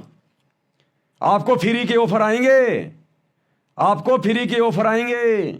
आप जिस कंपनी में काम कर रहे हैं, जिस ऑफिस में आप काम कर रहे हैं, आज आपकी कोई वैल्यू नहीं है, 5 साल बाद आपका बॉस कहेगा अरे अरे फलाने फलाने जी मैं आपको सुपरवाइजर बना रहा हूं, आपने पूरा ऑफिस संभालना है, आपकी सैलरी भी मैंने 10,000 रुपये बढ़ा दी। मत फंस जाना, भैया मैं तो चपड़ासी वाले काम में ठीक हूं, कम से कम अपनी भक्ति तो कर रहा हूं मैं। अरे भैया मैं तो सिक्योरिटी गार्ड ही ठीक हूं, आते जाते समय गेट खोल देता हूं, बाकी माड़ा लेके भक्ति कर रहा हूं। तू मुझे सुपरवाइजर बनाएगा, 24 घंटे 50 आदमियों पे मेरे को नजर रखनी पड़ेगी, भक्ति क्या मैं कहा करूंगा? वो कार्ड आपको फंसाएगा, आपका प्रमोशन करवाएगा, आपको सुपरवाइजर बनाएगा, आपको मैनेजर बनवाएगा। और जिसको ज्ञान नहीं होगा वो तो सोचेगा हो मैं मैनेजर बन गया, मैनेजर बन गया। तेरे को बनाया जा रहा है नालायक, तेरा समय बर्बाद करवाने के लिए। जो टुकड़े मिल रहे हैं ना छोटी मोटी नौकरी काम धंधे में, अपना कर ले, अपना टाइम पास कर। तो भाई और बहनों, आज जो दुनिया हमारी तरफ देखती भी नहीं है, कल को ये दुनिया नजर गाड़ के रखेगी, लेकिन हमने सावधान रहना, उस समय ज्ञान को आधार बना के रखना है, हमने मान बढ़ाई में उलझना ही नहीं है। हमने असंख्यों बार ये सारी चीजें करके देख ली हैं। परमात्मा ने कह दिया बेटा तेरा कोई पहला जन्म थोड़ी है, कोटि जन्म तू राजा की न्या मिटी न मन की आशा, भिक्षुक होकर दर दर घूमिया मिला ना निर्गुण राशा। अरे नादान प्राणी, जो आज तू रोड पे खड़ा होके तू ये जो मेहनत मजदूरी कर रहा है ना और अपनी भक्ति कर रहा है, तो ये ना सोच कि हर जन्म में तू ऐसा ही था, या आज तू इतना गरीब है तो तू ऐसा ही था। ना ना ना ना, करोड़ों बार तू राजा रह चुका, चक्रवर्ती राजा, करोड़ों बार। ये तो तेरे को भक्ति करवाने के लिए तेरे गुरु भगवान ने तेरे को इस गरीबी वाली स्थिति में रखा है। आज अगर तू छोटा मोटा कोई सरपंच होता ना, तो आज तू भगवान के नजदीक भी नहीं आता। तो ये तो शुक्र मना गुरुदेव भगवान का। और ये बात हकीकत है भाई और बहनों, ध्यान रखना। ये पृथ्वी पाप और पुण्य के हिसाब से चलता है, पूरा 21 ब्रह्मांड पाप और पुण्य के हिसाब से। ये कोई राजनीति के हिसाब से नहीं चलता, ये किसी जैक और चेक के हिसाब से नहीं चलता। पाप और पुण्य पे टिका हुआ सारा सिस्टम, ये पाप और पुण्य के ऊपर। तो पुण्य तो आप और हमारे ऊपर है ही, यहां के राजा से ज्यादा पुण्य आप और हमारे पास में है। और इसकी सबसे बड़ी पहचान यह है कि हमें सतगुरु ने अपनी शरण में ले लिया। गुरुदेव कहते हैं लख भर सूरा जूझ ही लख भर शावंत दे, और लख भर यति जहान में तब सतगुरु शरण आले। गोरख से ज्ञानी गने सुखदेव जति जहान, और सीता सी बहु बारिया संत दूर स्थान। तो गुरुदेव कहते हैं लख भर सूरा जूझ ही, जो आत्मा लाखों बार सूरवीर के जन्म प्राप्त करती है। सूरवीर वो योद्धा होते हैं जो युद्ध के मैदान में गर्दन कटवाना मंजूर लेकिन पीठ नहीं दिखाते, टुकड़े टुकड़े होके वो कट जाएगा लेकिन पीठ नहीं दिखाएगा, उसको कहते हैं सूरवीर। तो गुरुदेव कहते हैं जब एक आत्मा लाखों जन्म ऐसे सूरवीर के भोग लेती है, लख भर सूरा जूझ ही लख भर सावंत दे, लाखों बार आपको शावंत दे प्राप्त हो चुकी है। शावंत दे गुरुदेव ने बताया वो आदमी होता है जिसके दोनों हाथ या एक हाथ अपने घुटने के नीचे से होता है, पैर के घुटने से भी जिसका एक हाथ या फिर दोनों हाथ इतने लंबे होते हैं, वो बहुत ही ज्यादा भक्ति धन से परिपूर्ण आत्मा होती है, आधीन होती है, उसको कहते हैं सावंत दे। वो पुनकर्मी आत्मा होती है। त्रेता में श्री रामचंद्र जी सावंत दे थे, ये दुनिया वालों को नहीं पता, ये गुरुदेव भगवान ने बताया। तो गुरुदेव कह रहे करोड़ों बार लाखों बार तुम्हारे सावंत दे वाले जीवन भी हो चुके हैं। तो लख भर सूरा जूझ ही लख भर सावंत दे, और लख भर यति जहान में, लाखों बार हमने हनुमान जैसे जन्म भोगे। दूसरी औरत में हमने कभी कुदृष्टि भी नहीं डाली, ब्रह्मचारी जीवन जिया हमने। तो गुरुदेव कहते हैं जब एक आत्मा इतने इस प्रकार के लाखों और करोड़ों जीवन भोग लेती है, इतना भक्ति धन उसके पास होता है, इतने पुण्य होते हैं, तब सतगुरु शरणा ले। तब सतगुरु, ये कबीर भगवान सतगुरु रामपाल जी ऐसी आत्मा को कलयुग की पिछली पीढ़ी में अपनी शरण में लेता है। तो ये देश के राजा महाराजा, अमेरिका का राजा महाराजा, ब्रह्मा विष्णु महेश, भक्ति धन के मामले में, पुण्य के मामले में आप और हमारे एक बाल के बराबर भी नहीं है, बाल के बराबर भी। तो असल में ये दुनिया का राज आप और हमारे भाग्य में था। भाई और बहनों, ये सत्य मान लेना, ये दुनिया का राज, ये मंत्री पद, प्रधानमंत्री पद, ये बड़े बड़े ये बिजनेसमैन के पद, ये बड़ी बड़ी नौकरियां, बड़े बड़े ये अधिकारी के पद, असल में आप और हम भगत भाई बहनों के भाग्य में था ये। क्योंकि भक्ति धन तो आप और हमारे पास में है ना, क्योंकि सतगुरु की शरण में तो हम आए ना। तो सतगुरु की शरण में कौन आएगा? लखबर सूरा जूझ ही लखबर सावंत दे, और लखबर यति जहान में तब सतगुरु शरणा ले। तो हम थे वर्तमान में इस दुनिया में सुख भोगने के अधिकारी, काल का झूठा सुख भोगने के अधिकारी। लेकिन हम परमात्मा की अच्छी आत्मा थी, इसलिए परमात्मा ने हमारे भाग्य से वो काल के झूठे सुख, वो मंत्री पद, प्रधानमंत्री पद, वो कैंसिल कर दिया परमात्मा ने, और हमारे को नॉर्मल स्थिति में रखा, ताकि मैं इनको अपनी शरण में ले लूं आसानी से। इन दुखों से दुखी होकर इनको भगवान याद आएगा। अगर हम छोटे से सरपंच भी होते ना, सरपंच भी, तो बता दो आज दुनिया का एक भी व्यक्ति जो सरपंच हो वर्तमान में और गुरु जी की शरण में हो, और यदि है तो वो मर्यादा में नहीं है। या तो कोई सरपंच गुरु जी की शरण में है नहीं, ये तो सबसे छोटी पोस्ट है। और अगर है कोई एक आधा, तो फिर वो गुरु जी की मर्यादा में नहीं है। वो फॉर्मेलिटी, किसी के कहने से नाम ले रखा है, काम बाकी सारे वही कर रहा हो। तो ये दुनिया के जितने भी जो साई ठाठ बाट वर्तमान में हम देख रहे हैं ना, ये आप और हमारे भाग्य में थे। लेकिन हमारे गुरु ने हमारे ऊपर मेहर बख्शी, रजा बख्शी गुरुदेव ने, आप और हमसे भक्ति करवाने के लिए परमात्मा ने उन काल के झूठे सुखों को डिलीट कर दिया, और क्रोश मार दिया, और आप और हमें अपनी शरण में ले लिया, अपनी गोद में ले लिया।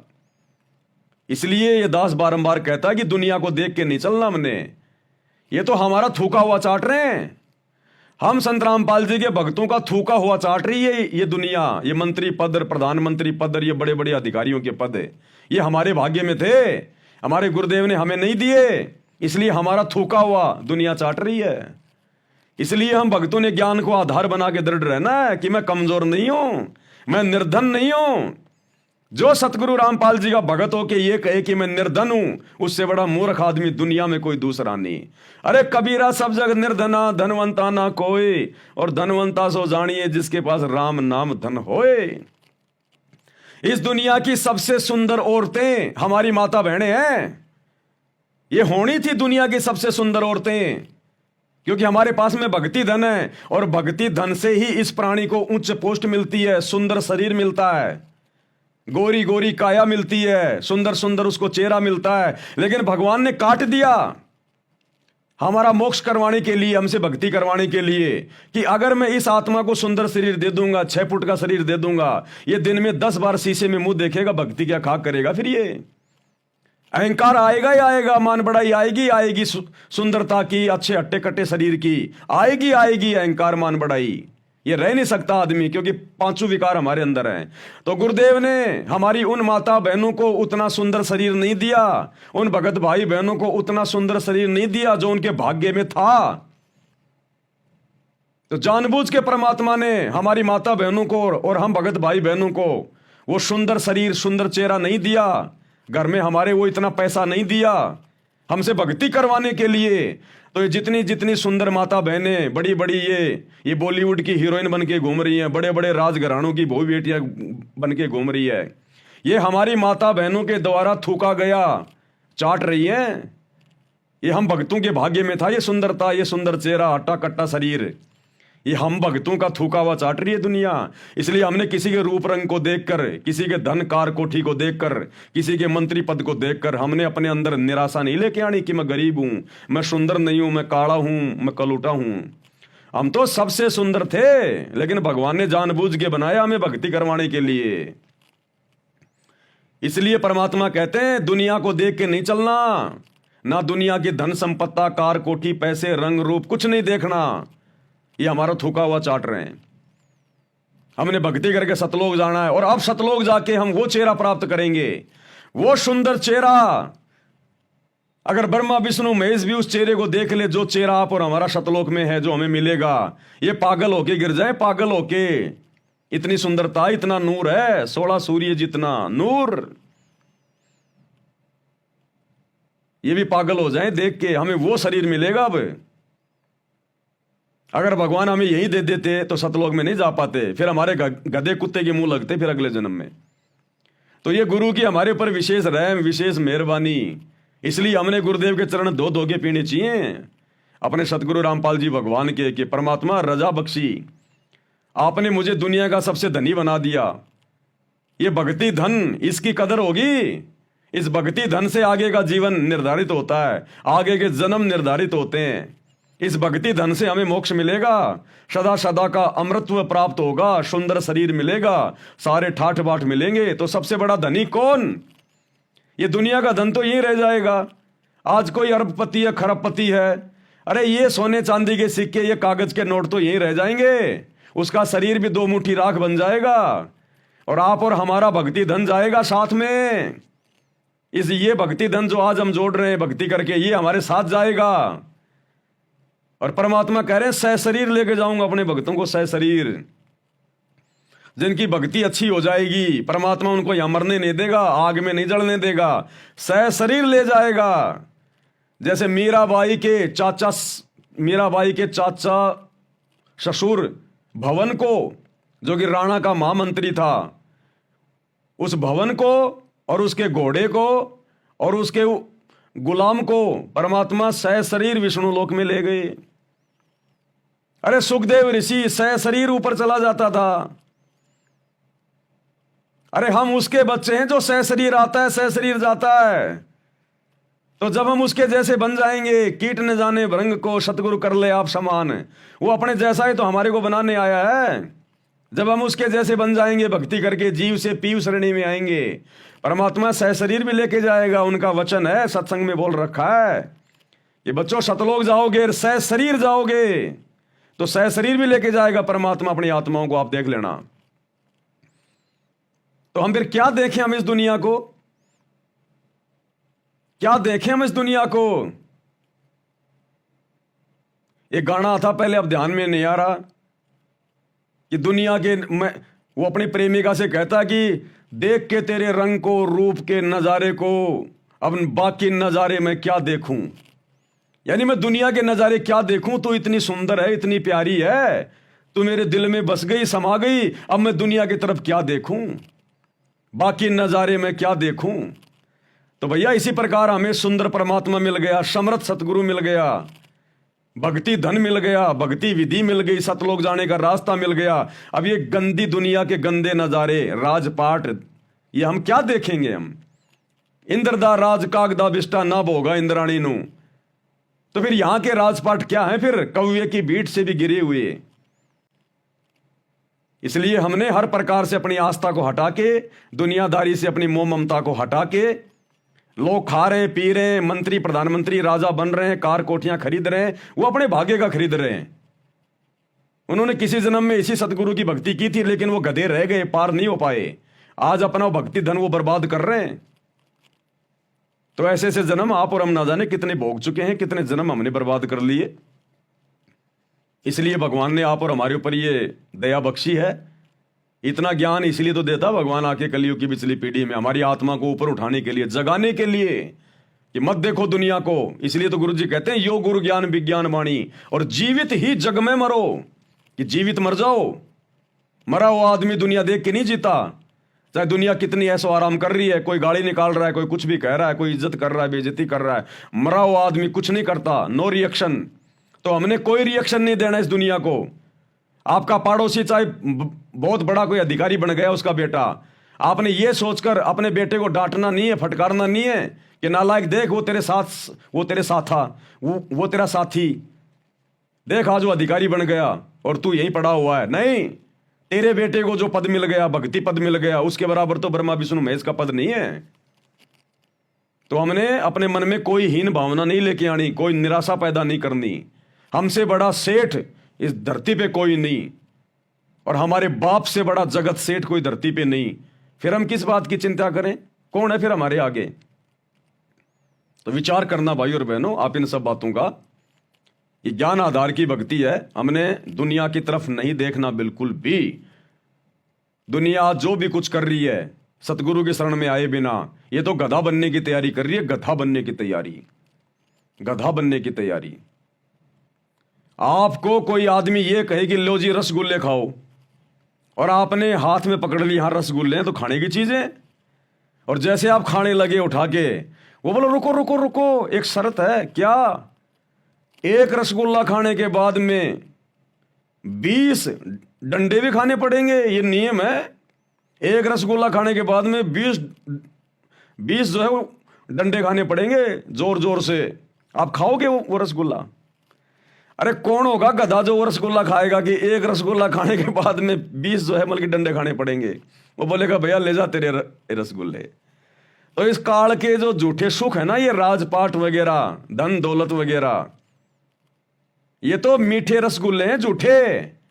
आज तो खा लो, आज तो खा लो ये काल के ये रसगुल्ले, और कल को शरीर छूटने के बाद फिर लठ भी तो पड़ेंगे फिर कुम्हार के। 84 लाख योनियों में डालेगा, बैल बना के ऊंट बना के खेत में जुतवाएगा, फिर ये पीछे से हाड़ी मारेगा लठ, नाक में डालेगा रस्सा। आज अगर नाक का बाल भी अगर उखड़ जाता तो कितना दर्द होता है। नाक में छेद करके रस्सा डालेगा और यूं खींचेगा, फिर इधर चल इधर चल इधर चल इधर चल।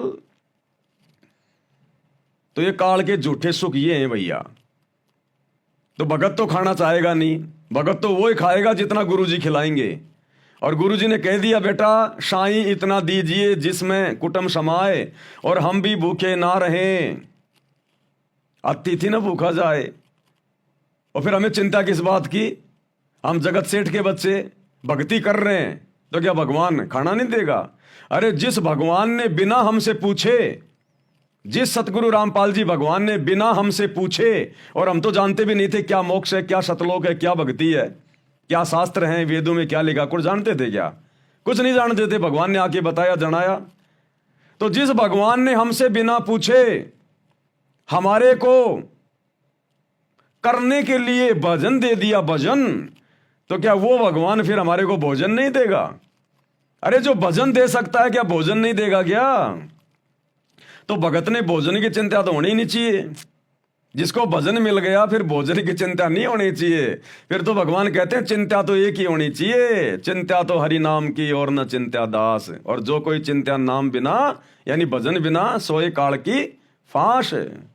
इब्राहिम सुल्तान को जब वो जंगल में था ऊपर से थाड़ आता था, बना बनाया भोजन। ऋषभनाथ जब वो जंगल में चला गया राजपाट छोड़ के परमात्मा की प्रेरणा से भक्ति करने के लिए, ऊपर से थाड़ आता था सतलोक से। तो ये वही समर्थ परमात्मा, ये वही कबीर देव, ऋषभ देव के आइया कभी नामे करतार, ये वही कबीर देव सतगुरु रामपाल जी के रूप में हमें प्राप्त है, जो पूरी दुनिया को खिला रहा है, तीनों लोकों में प्रवेश करके सबका भरण पोषण कर रहा है। तो क्या हमें नहीं देगा क्या भगवान? कुछ भी दे देगा ये परमात्मा तो अपने बच्चों को। ये वो समर्थ है। परमात्मा कहते हैं सौपन में बैर लड़ाई कहे जय कोई कहिए राम, वाक्य पक्की पाउड़ी मेरे तन को चाम। गुरुजी कहते हैं अगर कोई मेरी भक्ति मर्यादा में रह के अगर मेरी भक्ति कर रहा है, कहता है मैं इतना प्रसन्न होता हूं मेरी उस प्यारी आत्मा के लिए, अपने शरीर की ये चाम उधेड़ के, खाल उतार के और मेरे भगत के पैरों की जूतियां बना दूं मैं। ये भगवान हमसे इतना प्रेम करता है तो क्या खाने के लिए भोजन नहीं देगा हमारे को? बस हम इनके कहे अनुसार चलते रहें, इनकी मर्यादा में लगे रहें। ड्रामेबाजी इसको पसंद नहीं है, बकवाद इसको पसंद नहीं है। ये जितना प्रसन्न होता है ना भगत की भक्ति से कि मैं अपने शरीर की चमड़ी उतार के अपने भगत के पैरों की जूतियां बना दूं, फिर मर्यादा तोड़ने वालों से नाराज भी उतना ही होता है। अगले जन्म में फिर उसको बकरा बना के, मुर्गा बना के, उस कसाई से फिर उसकी चमड़ी उधड़वा देता। फिर ये चमड़ी भी उधड़वा देता है। ये ना सोचना कि ये दयालु दयालु है। हिरणाकुश की छाती भी इसी ने फाड़ी थी। ब्राह्मण बाणा करम कसाई हिरणाकुश की छाती फड़वाई। इसी भगवान ने नरसिंह रूप धारण करके सतगुरु रामपाल जी ने। ये ना सोचना केवल ये दयालु दयालु है। ये दयालुता केवल उसी समय दिखाता जब ये धरती पर संत रूप में आता है, क्योंकि संत रूप में इनको फॉलोवर बनाने होते हैं, इनको ज्ञान देना होता है, इनको भगत बनाने होते हैं। इसलिए ये कभी चींटी को भी नहीं सताता, ना किसी को ये आदेश देता। तो संत रूप में केवल ये दयालुता दिखाता है। अन्यथा यही सतगुरु रामपाल जी भगवान, यही कबीर भगवान त्रेता युग में हिरणाकुश बन के नरसिंह रूप धारण करके, और हिरणाकुश की छाती भी इसने फाड़ी थी नाखूनों से। रावण की छाती में तीर भी इसी ने ठोका था, क्योंकि उस समय ये कोई संत रूप में नहीं था, उस समय इसने कोई भगत नहीं बनाने थे। आज इसने भगत बनाने, उदाहरण पेश करना कि साधु कैसे होते हैं, इसलिए आज इस चींटी को भी सताने का आदेश नहीं देता। तो भाई और बहनों, हमने समझना है, नहीं तो यही भगवान हमारी छाती फाड़ेगा। फिर गुरुदेव ने क्या बताया, ये रावण कौन था? अरे ब्रह्मा जी की भक्ति से हिरणाकुश कोई इतना बड़ा कोई वरदान ले लेगा क्या? नहीं, वो तो केवल एक बहाना। इसी कबीर भगवान की भक्ति उसने किसी युग में की थी, उस नालायक आदमी ने, हिरणाकुश ने, जिसके बदले उसको ये सब कुछ मिला। और उसी भगवान ने जिसकी भक्ति करके उसने इतना सब कुछ वो प्राप्त किया था, अहंकार में आ गया, और उसी भगवान ने फिर नरसिंह रूप धारण करके अपने भगत की छाती फाड़नी पड़ी। गुरुदेव ने क्या बताया, ये रावण कौन था? ये रावण भी किसी जन्म में इस कबीर भगवान की आत्मा थी, लेकिन रह गया। और अब देख लो, उसी भगवान ने आके छाती में तीर मारना पड़ रहा उसके। ये दयानंद सरस्वती कौन था? क्या बताया गुरुजी ने, ये भी कबीर भगवान की आत्मा थी, कोई जन्म में इसने जो है भक्ति की थी, और आज ये भगवान का दुश्मन बन के बैठ गया। आज भगवान ने अपने भगत की पोल पट्टी खोल के जो है की बतानी पड़ी। तो ये काल फिर आत्माओं को क्या करता है, क्या बताया गुरुदेव ने, इस कलयुग की पिछली पीढ़ी में जो जबरदस्त भक्ति जमा करने का समय है, सार नाम तक लेके जो पार नहीं हुआ, फिर वो काल के हत्थे चढ़ेगा। फिर काल उनमें से 12 आत्माओं को सेलेक्ट कर लेता है, जिनको क्या कहते हैं, अचिंत हंस। अचिंत हंस 12 आत्माएं छाट लेता वो, टॉप मोस्ट, जिनकी सार नाम की जबरदस्त कमाई होती है, लेकिन वो पार नहीं हो पाता।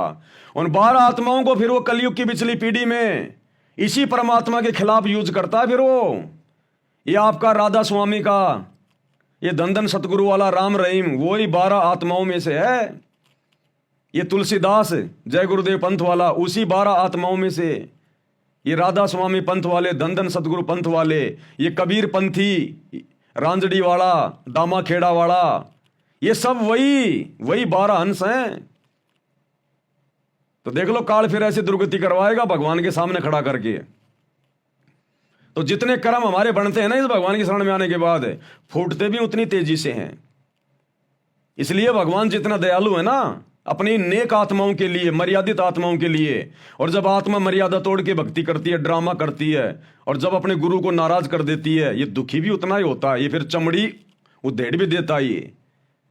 तो आप और हमने सावधान रहना है। अब वर्तमान में जैसे गुरुदेव का जो कलयुगी परिवार, उनके बेटा बेटी, भाई बंधु रिश्तेदार, ये कोऑर्डिनेटर, ये चमड़ी उखड़वाने वाले काम कर रहे हैं अपने, ये चमड़ी उखड़वाने वाले काम कर रहे हैं सारे के सारे, गुरुदेव को नाराज करके। तो आप और हमने शिक्षा लेनी है भाई और बहनों, शिक्षा। ये समय बारंबार नहीं मिलेगा।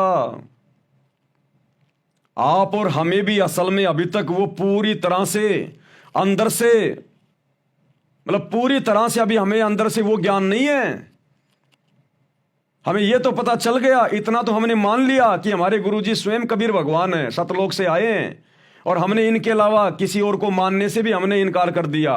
तभी तो हमने वो नकली कबीर की दाढ़ी मूछ वाली फोटो फाड़ फाड़ के फेंक दी। हम इन फर्जी आश्रमों में नहीं जाते अपने गुरुजी की गैर हाजिरी में।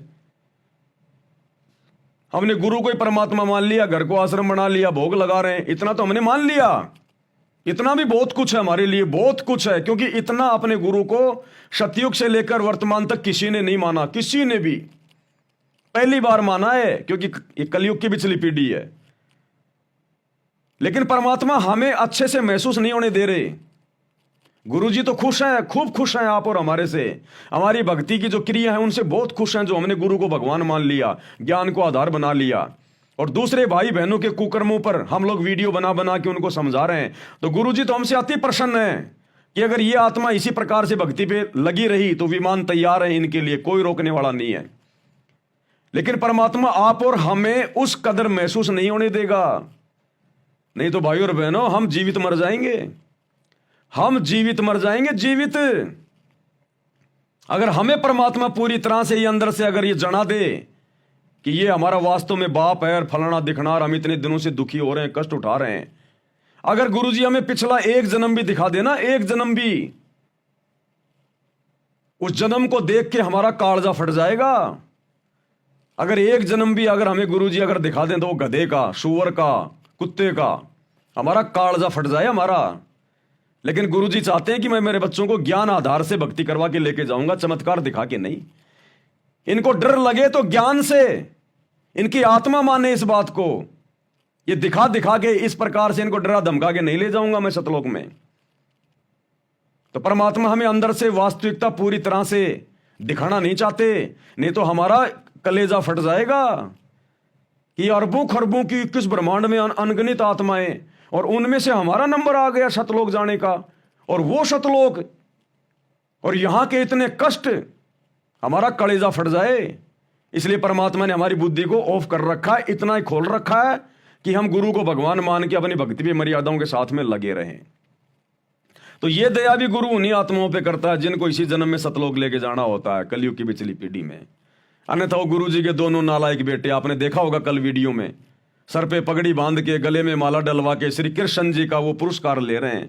अरे गधे, सतगुरु का भगत हो के श्री कृष्ण जी की फोटो का, मूर्ति का तू वो पुरस्कार ले रहा है गौशाला में जाके। कहां ले जाएगा वो फोटो तू? गधे, या तो आश्रम में ले जाएगा या अपने घर पे ले जाएगा। अब बताओ, जबरदस्ती काल को प्रवेश कर रहा अपने घर में। भाई गुरु जी के दोनों लड़के ने वो पुरस्कार ले लिए, मूर्ति ले ली वो श्री कृष्ण जी की। अरे मूर्ति ले ली तो उन्होंने तो, गौशाला वालों ने तो आप लोगों को दे दी। अब तुम क्या करोगे उसका बताओ? या तो आश्रम में ले जाओगे या अपने घर पे ले जाओगे। तो जबरदस्ती काल को लेके जा रहे हैं अपने घर पर। तो ऐसों की आने वाले समय में भाई और बहनों चमड़ी उधड़वाएगा ये परमात्मा, चमड़ी। तो हमने ऐसे कुकर्मी काल के जीवों से वो भगत बने दिखाई देते हैं। इसलिए तो गुरुदेव कहते हैं संगत माई कुसंगत उपजे जैसे बन में बांस, और आप पे घिस घिस आग लगा लेकर बनखंड का भी नाश। ये है वो बांस के पेड़, बांस के वो बंबू। ये गुरुदेव के ये परिवार वाले, उनके बेटा बेटी भाई बंधु रिश्तेदार, ये है वो बंबू काल के जीव। तो हमने इनके कुकर्मों से भी शिक्षा लेनी है और अपने गुरुदेव की सत्संगों वाली शिक्षा को आधार बना के हमने आगे बढ़ना है, गलतियां करने से बचना है। बहुत सारी बातें भाई और बहनों, बहुत। अब ये क्या होता है भाई और बहनों, अब मैं तो आपकी तरह 2 कोटि का जीव हूं। मेरे को नहीं पता होता जब मैं आप लोगों के सामने बैठता हूं लाइव में तो मैं क्या बोलूंगा। नहीं, मेरे दिमाग में थोड़ी थी ये बातें कि मैं जो 1 घंटे से भोंक रहा हूं मैं ये बातें बोलूंगा। मैं तो विशेष संदेश नंबर 13 का पार्ट नंबर 3 लेके आया था कि जो परमात्मा बुलवाएंगे बोलेंगे। तो अब 1.5 घंटे से परमात्मा ने देखो किसी मैटर पे हमारे को आगे बढ़ा दिया। तो ये सतगुरु, फिर दास तो केवल यंत्र है, फिर सतगुरु के हाथ में रिमोट है। सतगुरु ने जो चैनल ऑन करना ना वो ही करेगा। दास की बस की बात नहीं है। फिर वहां पर 2 कोटि के जीव हैं अपन, पत्थर हैं पत्थर। पंखा चाहे 1 लाख रुपए का क्यों ना हो, चाहे सोने चांदी की उसकी पंखुड़ियां क्यों ना हो, पंखे की औकात नहीं है जब तक उसका मालिक उसका बटन दबाए और वो चल जाए। वो बटन दबाएगा तभी चलेगा, वो यंत्र है खाली। तो इसी प्रकार आप और हम सभी भाई बहन केवल यंत्र हैं सतगुरु के, और हमने अपना रिमोट अपने गुरुजी के हाथ में दे रखा है। जिसने मर्यादा तोड़ के काल के हाथ में दे रखा होगा तो काल चलाएगा, और जिसने मर्यादा में रह के अपने गुरुजी को दे रखा अपना रिमोट तो गुरुजी चलाएगा। तो ये परमात्मा के ऊपर निर्भर करता है, परमात्मा के ऊपर डिपेंड करता है सारा सब कुछ। तो कहने का मतलब भाई और बहनों, भले ही आपको दास बोलता हुआ दिखाई दे रहा है, लेकिन ये परमात्मा की तरफ से ये जो मतलब की वचन है। ये हमने ये नहीं सोचना कि ये भगत बोल रहा है। अरे नहीं, अच्छी शिक्षा, अच्छी बात हमें कोई भी दे दे, जगत वाला भी अगर हमें कोई अच्छी बात बताता तो हमने स्वीकार करनी चाहिए। कहते हैं ना कि ज्ञान अगर गधे से मिल जाए तो ले लेना चाहिए। ज्ञान अगर गधे से मिल जाए तो ले लेना चाहिए। मैं तो फिर भी आपका भगत भाई हूं। परमात्मा बुलवाएगा कुछ ठीक ही बुलवाएगा। तो हमने ये नहीं देखना और ना ही मन में ये सोचना कि ये भगत बहुत ज्ञानी है। ये भी हमारी फिर कमजोरी आ जाएगी। हमने हर कमजोरियों को निकालना है। हमारी आस्था, हमारा समर्पण, हमारा विश्वास केवल अपने गुरुजी के प्रति। गुरुजी चाहे अपने 1000 रूप बना के बराबर में खड़े हो जाएं, नहीं, रिजेक्ट। केवल हमारा गुरु जो वर्तमान में है वही हमारे लिए सब कुछ। हमारा सतगुरु चाहे जो कर सकता है। जब उसने 650 साल पहले बनारस के तोताद्री शहर में भैंसे राम से वेद मंत्र बुलवा दिए झोटे से, तो क्या झोटे को आज कोई पूजता है क्या? क्या कोई अपने घरों पर अपने दरबार में उस भैंसे राम की मूर्ति के आगे दीपक जलाता है क्या कि इस भैंसे राम ने 650 साल पहले वेदों के मंत्र बोले थे, हिंदी का अनुवाद भी किया था? सबको पता कि वो तो जानवर था, सतगुरु ने आशीर्वाद दिया और बोलने लग गया। तो इसी प्रकार ये पवन भी तो गधा ही है, जानवर ही है। अरे हम भी तो जानवर ही हैं, और क्या हैं। सतगुरु आशीर्वाद दे रहा है, सतगुरु बुलवा रहा, मैं बोल रहा हूं। इसलिए मेरे प्रति जरा सी भी, क्योंकि मुझे भी बहुत ज्यादा डर लगता है भाई और बहनों, ध्यान रखना इन बातों का। मैं भी पूरी कोशिश करता हूं कि मेरे कारण किसी आत्मा का कोई बिगाड़ा ना हो जाए। देखो ये बातें बताना तो मेरी मजबूरी है भाई। मेरे गुरु की गैर हाजिरी में उनके ज्ञान का प्रचार करना ये मेरा परम धर्म है, सबने करना चाहिए। ये एक नेक शिष्य का क्या धर्म है, नेक नीति से रहे, खाए पिए, अपनी भक्ति करे और अपने गुरु का ज्ञान का प्रचार करे। तो ये तो मेरा परमो धर्म है वर्तमान में, मेरे गुरु जी की गैर हाजिरी में अपने भगत भाई बहनों को सच्ची राह दिखाना। लेकिन साथ में मुझे ये डर भी रहता है, मैं इतनी सावधानी भी रखता हूं कि मेरे ऊपर किसी गधे की कोई आस्था ना हो जाए। कहीं अपने ज्ञान की कमजोरी के कारण मेरे ऊपर थोड़ी बहुत कोई आस्था ना बना ले, कहीं उसका भक्ति धन ना हो जाए बर्बाद। इसलिए दास आपको हर प्रकार से बीच बीच में टोकता रहता है, बोलता रहता है। ये मान बढ़ाई की भूख का मार्ग नहीं है। इस सच्चे मार्ग में, इस सच्चे परमात्मा के सच्चे मार्ग में आकर अगर कोई इज्जत चाहेगा, अगले जन्म में गधा बनेगा, कुम्हार से पिटेगा। इसलिए दास बारंबार हाथ जोड़ के विनती करता है, भैया मैं तो भगत हूं और भगत ही रहूंगा। मन में भी नहीं आएगी कभी मेरे कि मैं कोई बन जाऊं थोड़ा मोड़ा कोई। ये तो भगत भाई बहन ही अपने विचार लगा लेते हैं कि आने वाले समय में भाई गुरुजी जो इस पवन दास को अपना उत्तराधिकारी बनाएंगे, फलाना करेंगे, दिखना करेंगे। इस दास के तो शौपन में भी नहीं है ये बातें। वो मेरे सतगुरु की मौज, वो क्या करेगा क्या नहीं करेगा। लेकिन दास नहीं सोचता ये बातें। मुझे तो पीछा छुटवाना, यहां से पीछा। अरे आज आप भगत भाई बहनों को समझाने के चक्कर में, अपने ही भगत भाई बहनों के चंगुल से बाहर निकालने के लिए जो इन आश्रमों में जाते हैं, काल के दूत बने हुए हैं, इस दास को कितना क्या कुछ करना पड़ रहा है सतगुरु रामपाल जी भगवान के आशीर्वाद से। भक्ति भी ढंग से नहीं हो पा रही। दो बार लाइव आना, वीडियो बनाना, इनको एडिट करना, आप तक भेजना, भाई बहनों से बात करना। तो सोचो कल को अगर गुरुजी ने मुझे छोटा मोटा कोई मंत्री संतरी बना दिया तो भक्ति क्या खाक करूंगा मैं। अरे तुम मुट्ठी भर भगत नहीं संभलने में आ रहे, वो पूरी दुनिया कहां से संभलने में आएगी। तो भगत ने तो सोचना भी नहीं चाहिए ये बात है कि गुरुजी मेरे को अधिकारी बना दें, मेरे को वहां का मुख्यमंत्री बना दें, वहां का राजा बना दें। शौपन में भी नहीं, उल्टा अगर गुरुजी आपको अगर बनाना चाहें तो आंखों में आंसू आ जाने चाहिए कि गुरुजी ये क्या कर दिया आपने। ये मालिक है दीनदयाल, आप अंतर्यामी हैं, आप मेरी अंदर की भावनाओं से भली बाती जानी जान है आप। ये परमात्मा, मैंने तो ये गोबर कभी खाने की सोची भी नहीं थी। मालिक अगर आपका आदेश है तो आपका कुत्ता गोबर क्या, परमात्मा जमल की मिट्टी भी खाएगा। लेकिन परमात्मा मेरी कोई अंदर से कोई इच्छा नहीं है, भगवान मेरी भक्ति पूरी करवाओ। तो भगत के तो ये भाव होने चाहिए। उत्तराधिकारी गया बाढ़ में, ये परमात्मा अपने आप देखेगा अपने मार्ग को। ये 650 साल पहले भगवान आया था, आज 600 साल से इसका मार्ग यूं का यूं चल रहा है। कबीर पंथ कोई उत्तराधिकारी बना के गया था क्या? 5वें पंथ में आके काल ने उसको भी भ्रमित कर दिया था, चूड़ामणि को भी। तो भगवान का पंथ उसकी वचन शक्ति से चलता है, उसकी पावर से चलता है। ये सूरज चांद सितारे, ये दुनिया भर के ये उपग्रह जो अपनी अपनी दूरी में घूम रहे हैं, भगवान ने कोई डंडा दे के उनके पीछे कोई आदमी खड़ा कर रखा है क्या? उसकी वचन शक्ति से हो रहा सारा काम। एक वचन से उसने पूरी ब्रह्मांडों को बना दिया और एक वचन से सब कुछ चल रहा है। तो भगवान को जरूरत नहीं है कोई ठेकेदार बनाने की, और ना हमने ठेकेदार बनना, ना हमने सोचना आत्म कल्याण करवाना। ध्यान रखना, यही तो लोभ लालच मिलेंगे आपको। दुनिया देगी, दुनिया नहीं देगी तो सतगुरु देगा लोभ लालच आपको। सतगुरु देगा लोभ लालच आपको। तो चाहे सतगुरु दे चाहे दुनिया दे, हमने तो हाथ जोड़ लेने कि मुक्ति चाहिए, मोक्ष चाहिए। इसलिए तो परमात्मा कहते हैं सतगुरु के दरबार में और ग्राहक कोटि अनंत। यानी बहुत सारी आत्माएं आती हैं, नाम दीक्षा लेती हैं। ग्राहक यानी भगत। सतगुरु के दरबार में, साहिब के दरबार में ग्राहक कोटि अनंत। और 4 चीज वो चाहते, रिद्धि सिद्धि मान और महंत। धन दौलत, रिद्धि सिद्धि यानी प्रसिद्धि, बड़ा पद, रिद्धि सिद्धि, मान यानी मान बढ़ाई, और महंत यानी महंताई, संताई। तो 99% लोग ये 4 चीजें मांगने के लिए आते हैं, भक्ति करते हैं कि सतगुरु के दरबार में ग्राहक कोटि अनंत। पर 4 चीज वो चाहते, रिद्धि सिद्धि मान मेहनत। ये हमारे कोऑर्डिनेटर भाई बहन, ये गुरु जी का परिवार है, यही सोच के तो भक्ति कर रहा था। अब परमात्मा तो दाता है, जो मांगोगे वही देगा। आप आज देख लो, आज गुरुजी ने अपने परिवार को मान बढ़ाई दे दी, सर पे बांध के पगड़ी, गले में माला, हाथ में श्री कृष्ण जी की मूर्ति। अब देख लो, इनको जो चाहिए था वो दे दिया भगवान ने। ये तो दाता है। ये भक्ति जो मन में धारणा रख के आप करोगे, भगवान वही देगा आपको, लेकिन गधा भी बना देगा फिर अगले जन्म में। और आप और हमारे को भक्ति चाहिए थी, आप और हमारे को भगवान ने साथ संगति से जोड़ दिया। तो कहते हैं सतगुरु के दरबार में ग्राहक कोटि अनंत, 4 चीज ये चाहते, रिद्धि सिद्धि मान मेहनत है। और फिर भगवान कहते हैं सतगुरु के दरबार में ऐसा कोई एक का मतलब कोई कोई होंगे, बहुत कम। सतगुरु के दरबार में ऐसा कोई एक, इन 4 को ठोकर मार के जो चाहे पुरुष अलेख, जो केवल परमात्मा को ही चाहेगा, अपनी मुक्ति चाहेगा और कुछ नहीं चाहेगा।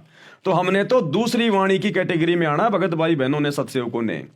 हमने रिद्धि सिद्धि मान मेहनताई को ठोकर मार देनी है।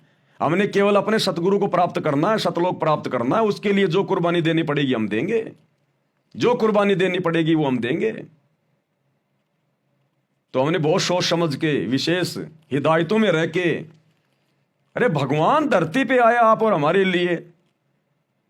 भगवान, सोचो भाई और बहनों, हम कितनी इंपॉर्टेंट आत्माएं हैं, हम कितने वीआईपी हैं। आज आपके क्षेत्र का एमएलए आपके घर पे आके आपके आगे हाथ नहीं जोड़ेगा, और ये सतलोक का राजा नीचे उतर के सत्संग करके हमारे आगे हाथ जोड़ रहा कि बच्चों संभल जाओ, सुधर जाओ, भक्ति कर लो। तो सोचो हम कौन हैं। सतलोक का राजा हमारा बाप, वो शहंशाह जगत सेठ, आप और हमारे लिए, हम आत्माओं के लिए सतलोक से चल के आ गया। तो हम कौन हैं। यहां के राजा महाराजा तो हमारे नाखून के बराबर भी नहीं है। ये वर्तमान में खाते पीते घूमते दिखाई दे रहे हैं, अगला जन्म इनका गधे का है। तो इस संसार की सर्वश्रेष्ठ आत्माएं हैं, भले हम चाहे गरीब है, निर्धन है, काले कलूटे, लूले लंगड़े, ठिगड़े, कैसे भी है। ये हमारा सौभाग्य। परमात्मा ने जिस भगत को जिस सांचे में डाला हुआ है, जिस घर में, जिस माहौल में, जिस परिस्थिति में उसको डाला हुआ है, वो परमात्मा ने उसको अपनी तरफ से बिल्कुल परफेक्ट बना के डाला हुआ है। तो जब भगवान ने हमारे को परफेक्ट बना के भेज दिया, चाहे काड़ा, चाहे लूला, चाहे लंगड़ा, चाहे गरीब, चाहे अमीर, तो हमने उस भगवान के द्वारा बनाए गए इस व्यवस्था में कोई दोष नहीं देखना। अरे एक फिल्म बनाई जाती है, फिल्म का जो डायरेक्टर होता है वो किसी को चपड़ासी का रोल देता है, किसी को हीरो का रोल देता है, किसी को जो है गुंडे का रोल देता है, किसी को ड्राइवर का रोल देता है। और वो ड्राइवर सोचे मैं तो हीरो बनना चाहूंगा, मैं तो हीरो बनूंगा। वो चपड़ासी सोचे मैं तो हीरो बनूंगा। अरे सारे हीरो बनोगे तो फिल्म कैसे बनेगी। तो इसी प्रकार परमात्मा ने जिन जिन भक्तों को जो सेवा दे दी, जो जो रोल दे दिया, उसमें संतुष्ट रह के कि मेरे लिए यही उत्तम है। देखो जाना हमने सतलोक में, वो हीरो भी सतलोक में जाएगा, वो चपड़ासी भी सतलोक में जाएगा, वो गरीब भगत भी सतलोक में जाएगा, वो काड़ा कलूटा भी भक्ति करके सतलोक ही जाएगा। अरे तो और सतलोक में जाके सबने एक जैसा सारी व्यवस्था, सबको एक जैसी सुविधा। तो बताओ फिर हमारे मन में कोई दोष आना नहीं चाहिए कि मैं गरीब हूं, मैं अमीर हूं, मैं लूला हूं, मैं लंगड़ा हूं, मैं काणा हूं, मैं गरीब हूं, मैं निर्धन हूं। जब सबने सतलोक जाना, एक जैसा शरीर प्राप्त करना, वहां जाके एक जैसी वहां पर सुंदरता, वहां कोई मन में दोष आता ही नहीं, ना वहां कोई निर्धन है। तो जब एक जैसी चीजें हमें जाने के बाद में मिलेंगी, सतलोक मिलेगा, मोक्ष मिलेगा, फिर यहां हम क्यों अपने मन को जो है कि उसमें लेके आए कि मैं ऐसा क्यों, मैं ऐसा क्यों। हमें तो खुश होना चाहिए कि अच्छा किया भगवान ने मुझे गरीब बना दिया, अच्छा हुआ भगवान ने मुझे लूला लंगड़ा बना दिया, नहीं तो पता नहीं मैं क्या बकवाद कर बैठता। अच्छा हुआ भगवान ने मुझे काला कलूटा बना दिया, नहीं तो मैं कितने लड़कियों के मैं जो वो कर्म बिगाड़ता। मुझे देख देख के लोग पता नहीं अपने मन में क्या क्या दोष पैदा करते, कितनी सुंदर है, वाह गजब। कितने लोग मेरी सुंदरता को देख के अपने वो कर्म फोड़ते। ये तो अच्छा हुआ भगवान ने मुझे काला कलूटा बना दिया, अच्छा हुआ भगवान ने मेरे को गरीब बना दिया, नहीं तो ये माया पता नहीं मेरे कहां कहां ये मेरे वो कर्म फोड़ती। तो ये तो भगत ने खुश होना चाहिए कि मेरे परमात्मा ने भक्ति करवाने के मेरे को जानबूझ के इस व्यवस्था में रखा है। तो ये सतगुरु की व्यवस्था है। सतगुरु की शरण में आने के बाद भगत के साथ में जो भी होगा वो सतगुरु करेगा। ये सतगुरु तो 1 सेकंड में मिट्टी को सोना बना दे। अरे गोरखनाथ जैसे 2 कोड़ी के जीव थोड़ी मोड़ी वो रिद्धि सिद्धि लेके और एक छोटे से पहाड़ को पूरा सोना बना दिया था उसने। हमारा सतगुरु अपने काले भगत को गोरा नहीं बना दे, 5 फुट के भगत को जो है मतलब 80 फुट का नहीं बना दे, ये तो लाख फुट का बना दे। लेकिन फिर हम भक्ति नहीं कर पाएंगे। क्या अपने गरीब भगत को सतगुरु अमीर नहीं बना दे? क्या इसने बनाए नहीं? इसने आज से पहले 7-7 पीढ़ी का राज दे रखा है। गरीब को निर्धन बना रखा है। सम्मन जैसों को, तैमूर लंग को 7 पीढ़ी का राज दिया। क्या ये परमात्मा पूरी धरती को सोना नहीं बना दे? फिर खाएंगे क्या? अरे पूरी धरती को भगवान अगर सोना बना दे, जब परमात्मा ने ये प्रकरण सुनाया कि पुण्यात्मा तुम इन छोटे मोटे साधु संतों को देख के डगमग मत होना। उस गोरखनाथ ने 2 कोड़ी के जीव ने थोड़ी मोड़ी और रिद्धि सिद्धि थी उसके पास में, इसी भगवान की भक्ति करके ली हुई थी और एक छोटे से पहाड़ को सोने का बना दिया अपनी शक्ति से। तो गुरुदेव ने बताया कि बच्चों तुम्हें तो वो परमात्मा प्राप्त है जो अनंत सिद्धियों का स्वामी है। गरीब सब पदवी के मूल हैं, सकल सिद्धि है तीर, और दास गरीब सतपुरुष बजो अविगत कला कबीर। तुम्हारा गुरु पहाड़ तो छोड़ो, पूरी पृथ्वी को सोना बना दे। लेकिन अगर पूरी पृथ्वी सोना बना दिया नालायक, खाओगे क्या? फिर अनाज कहां पैदा करोगे? इसलिए ये परमात्मा व्यवस्थाओं को बना के रखता है। एक सत्संग में गुरुदेव ने बताया कि बच्चों दूसरे को धन को देख के मन में दोष मत लाना। ये तुम्हारा वो भगवान है, तुम्हारा वो समर्थ सतगुरु है। अगर तुम अपने घर के दरवाजे खोलो, पूरा घर तुम्हारे को नोटों से भरा हुआ मिले, पूरा घर, लेकिन फिर तुम भक्ति नहीं कर पाओगे, फिर तुम बकवादों में उलझ जाओगे। इसलिए परमात्मा कहते हैं सुख के माथे पत्थर पड़े जो नाम हृदय से जाए, और बलिहारी उस दुख के ऊपर जो पल पल नाम रटाए। ये तो भगत ने खुद मांगना चाहिए कि भगवान मुझे ऐसी स्थिति में रखना। ये परमात्मा मेरे भाग्य में कोई सुख है जो मेरी भक्ति में बाधा उत्पन्न करने वाला हो, परमात्मा उसको कैंसिल कर देना। ये मीठा मीठा दर्द, ये मीठा मीठा दुख मुझे दिए रहना, ताकि तेरी याद में मेरी आंखों से आंसू निकलते रहें। मेरे भाव तेरे चरणों में जो है वो बने रहें, मेरी भक्ति बनी रहे। क्योंकि भाव और श्रद्धा के बिना भक्ति का कोई मोल नहीं है। अगर आंखों से आंसू नहीं निकले सतगुरु के प्यार में, सतगुरु की सेवा में, तो इस भक्ति का, नाम स्मरण का कोई मोल नहीं है। तो ये तो हमने खुद मांगना चाहिए अपने भगवान से। हम नहीं मांग पा रहे थे, हमें नहीं पता था, इसलिए भगवान ने जानबूझ के हमें उसी स्थिति में पैदा कर दिया। तो कहने का मतलब है हम जैसे भी हैं, जिस भी परिवार में हैं, चाहे किसी के संतान है या नहीं है, कोई धनी है या नहीं है, कोई सुंदर है या नहीं है, किसी के पास कोई सरकारी नौकरी है या नहीं है, कुछ भी है, कैसा भी है, सतगुरु ने भजन दे दिया, हम दुनिया के सबसे बड़े धनी हैं, सबसे बड़े सेठ हैं। और आवश्यकता पड़ेगी, ये परमात्मा वो वस्तु दे देगा जो दुनिया का कोई राजा नहीं दे सकता। यहां पर ये परमात्मा वो चीज दे देगा हमें, और मोक्ष तो देगा ही देगा। तो कहने का मतलब है हमने अपने सतगुरु की रजा में राजी रहना है। कुत्ता हूं गुरुदेव का, पवन दास का नाम, गले प्रेम की जेवड़ी, झांके छोता जाऊं मैं। तो करो तो बावड़ूं, दूर दूर करो तो जाऊं, और जो राखूं त्यों ही रहूं, जो देवो सो खाऊं। जो राखूं त्यों ही रहूं, हमरा के चारा, और खाने जाद खरीद हूं मैं गुलाम तुम्हारा। ये परमेश्वर मैं तो आपका खरीदा हुआ गुलाम हूं, दास हूं, कुत्ता हूं। जो टुकड़े डालोगे परमात्मा, उसी में संतोष करके खाऊंगा। कुत्ते को 2 रोटी की भूख है, और मालिक ने अगर उसको आधी रोटी डाल दी, वो आधी रोटी खा के सो जाएगा वहीं पे पूंछ हिला के। वो मालिक के साथ में डिमांड नहीं करेगा कि मुझे और दे, उसी में संतुष्ट होके सो जाएगा वो कुत्ता। ये कुत्ता का उदाहरण क्यों देते हैं गुरुदेव बार बार? कुत्ते में बहुत सारे गुण हैं, बहुत गुण हैं। अगर उसके आधे गुण भी अगर भगत अपने ऊपर धारण कर ले, सतलोक चला जाए। कुत्ते से बड़ा कोई स्वामी भगत नहीं होता, कुत्ते से बड़ा कोई स्वामी भगत नहीं होता। तो हम भक्तों ने उस कुत्ते की तरह गुरु भगत बनना है। कुत्ता हर हाल में संतुष्ट रहता है, एक रोटी टुकड़े के बदले पूरी जिंदगी पूंछ हिलाएगा, उसके चप्पल चाटेगा। कुत्ते को उसका मालिक अगर किसी कारण से मारता है, पीटता है, कुत्ता भौंकता नहीं उसके सामने। और कुत्ता विश्वास इतना करेगा अपने मालिक पे, अगर आपके घर में किसी के कोई पालतू कुत्ता वगैरह हो, आप देखना कभी उसको टेस्ट करके, एक लठ ले लो आप लंबा सा, और कुत्ता आपके सामने जमीन पे वो लेटा हुआ है, आप यूं लेके लठ एकदम से उसको मारने का प्रयास करो, यूं आदमी होगा ना भाग जाएगा वहां से, वो कुत्ता भागेगा नहीं, वो आंखें बंद करके यूं ही करेगा, यूं यूं यूं आंखें बंद करके यूं यूं भागेगा नहीं। उसको विश्वास है कि ये तेरा मालिक है, मारेगा नहीं। वो जानवर को भी एक इंसान पे इतना विश्वास है, हम इंसानों को अपने गुरु पे कितना विश्वास होना चाहिए।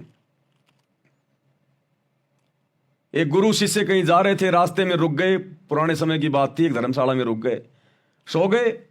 रात को गुरु उठा, देखा चेला सो रहा है, गुरु ने हाथ में चक्कू लिया, चेले की छाती पे बैठ गया, गर्दन पे रख दिया, गर्दन पे चक्कू रखा गया, चेले की आंख खुली, देखा गुरुजी बैठे, चक्कू गर्दन पे, वापस आंख बंद करके सो गया। गुरु ने थप्पड़ मारा, नालायक तेरे को डर नहीं लगा मैं तेरा गर्दन काट देता तो? बोला गुरुजी आप अगर गर्दन काटोगे तो मेरे भले में काटोगे। अरे आपके हाथ से तो गर्दन कट के मरना भी लाख गुना अच्छा है। तो इतना विश्वास अपने गुरु पे होना चाहिए, लेकिन उस कुत्ते जितना विश्वास भी भगत को भगवान पे नहीं हो रहा। अरे जिस दिन हमें इतना विश्वास हो जाएगा ये भगवान आया किस लिए, हमें ले जाने के लिए, उसी दिन ले जाएगा। लेकिन अभी हमारे अंदर वो विश्वास पैदा हो ही तो नहीं रहा। तो कुत्ते में बहुत सारे गुण हैं। कुत्ता अपने मालिक की तरफ कभी भोगता नहीं, अपने मालिक को कभी छोड़ के नहीं जाता, वो मालिक ही छोड़ देता उसको, लेकिन कुत्ता कभी अपने मालिक को छोड़ता नहीं है और संतोष करता है और हमेशा रखवाली करेगा, स्वामी भक्त बन के रहेगा।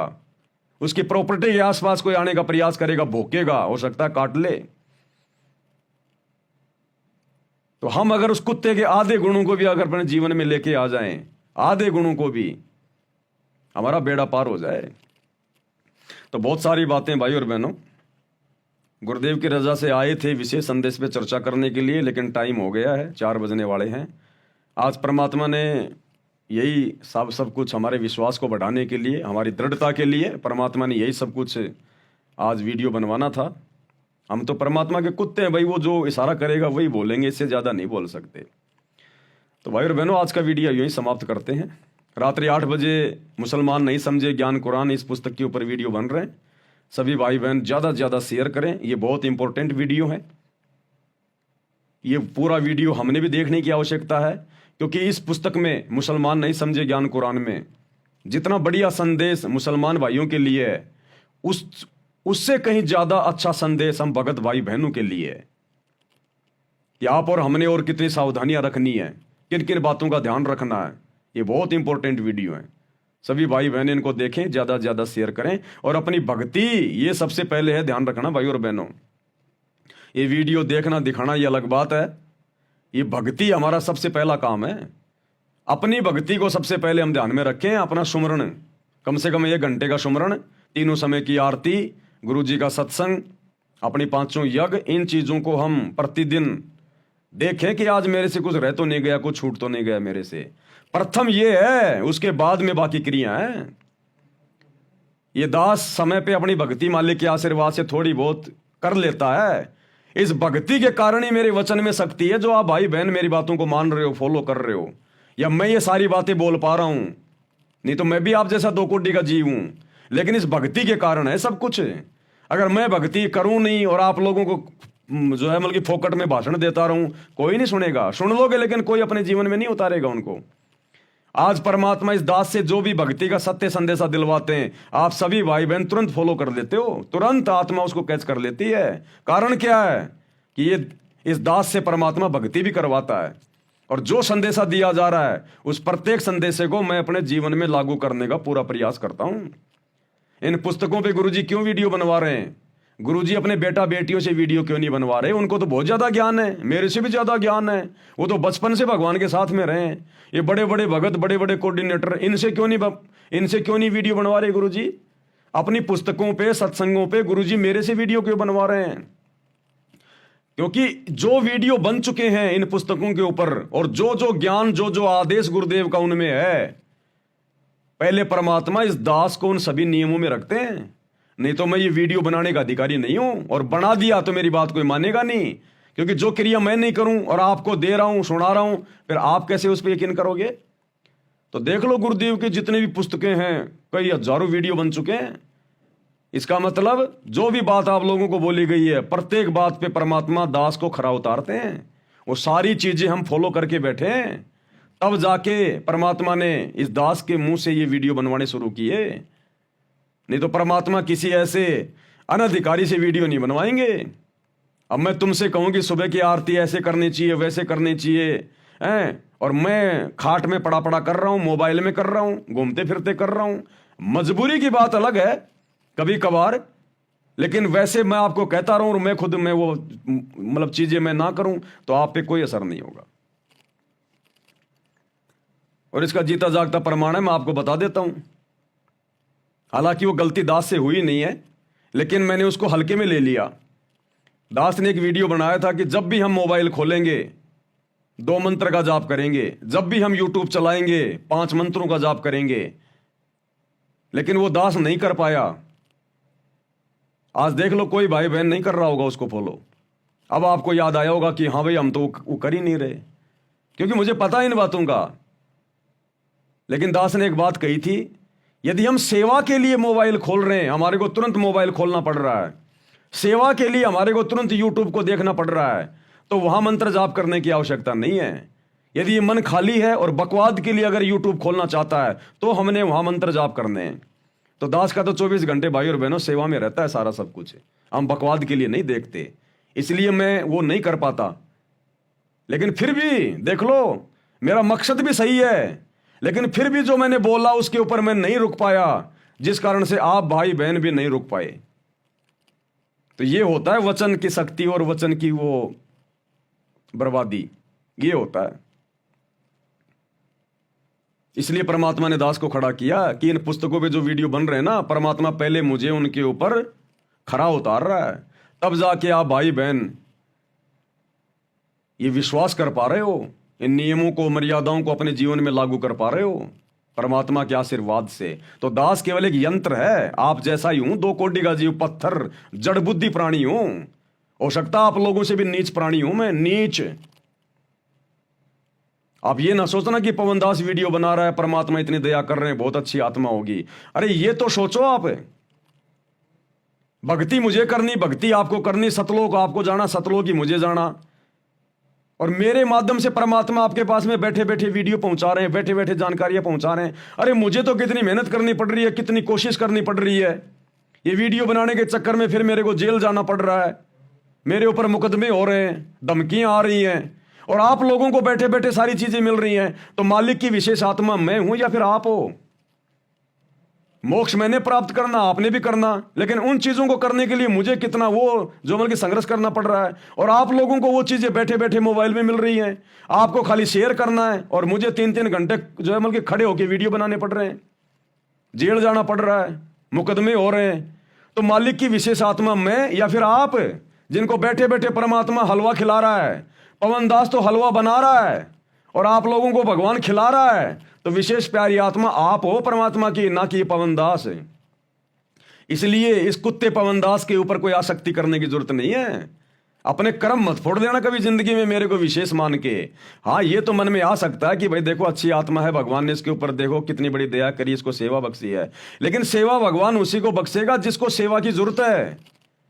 अरे डॉक्टर ज्यादा नजदीक उसी मरीज के रहेगा जो ज्यादा बीमार होता है।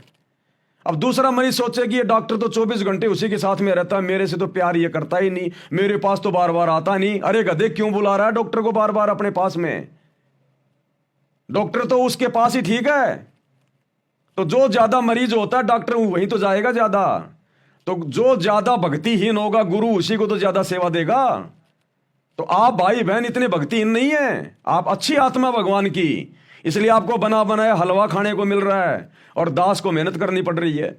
तो सर्वश्रेष्ठ आत्मा आप लोग हैं, ना कि पवन दास। इसलिए हमने किसी भगत पे आस्था नहीं रखनी है, अपने गुरु जी के चरणों में, कि जो भी कुछ करवा रहा मेरा गुरु करवा रहा है। अगर मेरा गुरु अपना आशीर्वाद ना दे, ये पवन दास 2 कोटि का गधा है, क्या कर लेगा? ये कुछ नहीं कर सकता। और ये रियलिटी है, हकीकत है ये। तो हर बात में अपने गुरु जी को सरे, अपने गुरु जी को महत्व, तब जाकर गुरु अपने चरणों में जगह देगा। ये परीक्षा हमारी होती है, ये परीक्षा चल रही है हमारी हर प्रकार से, ध्यान रखना। हर प्रकार से। ऐसा नहीं है कि उधर पहले मैनेजमेंट के चक्कर में फंसे हुए थे, कोऑर्डिनेटरों को महान मान रहे थे, गुरुजी के बेटा बेटी को महान मान रहे थे, इधर साथ संगति में आके पवन दास को महान मानने लग जाओ, फिर तो वही बात होगी, आसमान से गिरे खजूर पे अटके लटके रह जाओगे फिर। हालांकि ऐसी गलती सत्संग को भाई बहन नहीं करेंगे, लेकिन दास का फर्ज है बोलने का।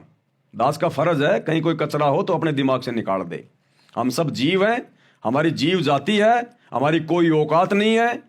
एक मुंह से एक शब्द भी अगर गुरु का आशीर्वाद नहीं हो नहीं निकाल सकता, कोई निकाल के दिखा देना। वो कहते हैं ना कि उस साहिब के हुक्म बिना नहीं तरवर पाते लंता। एक भाई ने ऐसा आ रहा था यूट्यूब पे, बोला उस साहिब के हुक्म बिना नहीं तरवर पाते लंता, कि उस अल्लाह की मर्जी के बिना पेड़ का पत्ता भी नहीं हिल सकता। यूट्यूब पे दास देख रहा था, एक वीडियो बनाया किसी ने कोई मजाक में, बोला अरे बोला भाई तू कह रहा था ना कि अल्लाह की मर्जी के बिना कोई पत्ता भी नहीं हिल सकता। एक हिंदू भाई था मुसलमान को कह रहा था कि तुम कहते हो ना कि हमारे अल्लाह की मर्जी के बिना पेड़ का पत्ता भी नहीं हिल सकता। तो उस हिंदू भाई ने पेड़ पे चढ़ के जोर से पेड़ को हिला दिया, कई पत्ते नीचे भी गिर गए। बोला देख मैंने हिला दिया। उस नालायक को ये नहीं पता उस पेड़ पे चढ़ना और पेड़ के ऊपर चढ़ के पेड़ को हिलाना उस अल्लाह की मर्जी से हुआ है। ये भी उस खुदा की मर्जी थी, लिखा हुआ था, ऐसा ही लिखा हुआ था। ये भी उसकी मर्जी से हुआ है, अन्यथा नहीं हो सकता। तो इसी प्रकार जो भी कुछ करने धरने वाला ये परमात्मा है, जीव केवल बिना ज्ञान के अपने कर्म फोड़ सकता है। तो भाई और बहनों, आप और हमारा सौभाग्य, गुरुदेव ने हमें सद्बुद्धि दी, साथ संगति से जोड़ा, अपने चरणों में बनाए हुए हैं। आप और हमने इस मेहरबानी को इसी प्रकार से बना के रखना, निरंतर आगे बढ़ना है। अब गलतियों की गुंजाइश नहीं है इस भक्ति मार्ग में। अब तो जिन जिन भक्तों ने जो गलतियां की हैं, जो कर दी हैं, अब तो उनके परिणाम भोगने बाकी हैं। अब देखना आने वाले समय में, ये 10 साल से आप और हम भगत भाई बहन जो साथ संगति से जुड़कर जो संघर्ष किया है, जो मर्यादा निभाई है, अब देखना इसका रिजल्ट हमें क्या मिलेगा। और आश्रमों से जुड़कर गुरुदेव के परिवार के पैर चाट कर, कोऑर्डिनेटरों के तलवे चाट कर उस नादान संगत ने जो मर्यादा तोड़ी है, अब देखना उनका क्या बुरा हाल होगा। अब पता चलेगा ये भक्ति है, कोई मजाक नहीं चल रहा था। अब देखना। तो भाई और बहनों, आज के वीडियो में केवल इतना ही। परमात्मा हम सबको आशीर्वाद दें, सद्बुद्धि दें। कल फिर से जुड़िएगा और रात्रि 8 बजे लाइव वीडियो में जुड़िएगा। परमेश्वर इसी प्रकार से हम सबको अपने चरणों में बनाए रखें। बंदी छोड़ सतगुरु रामपाल जी भगवान की जय हो।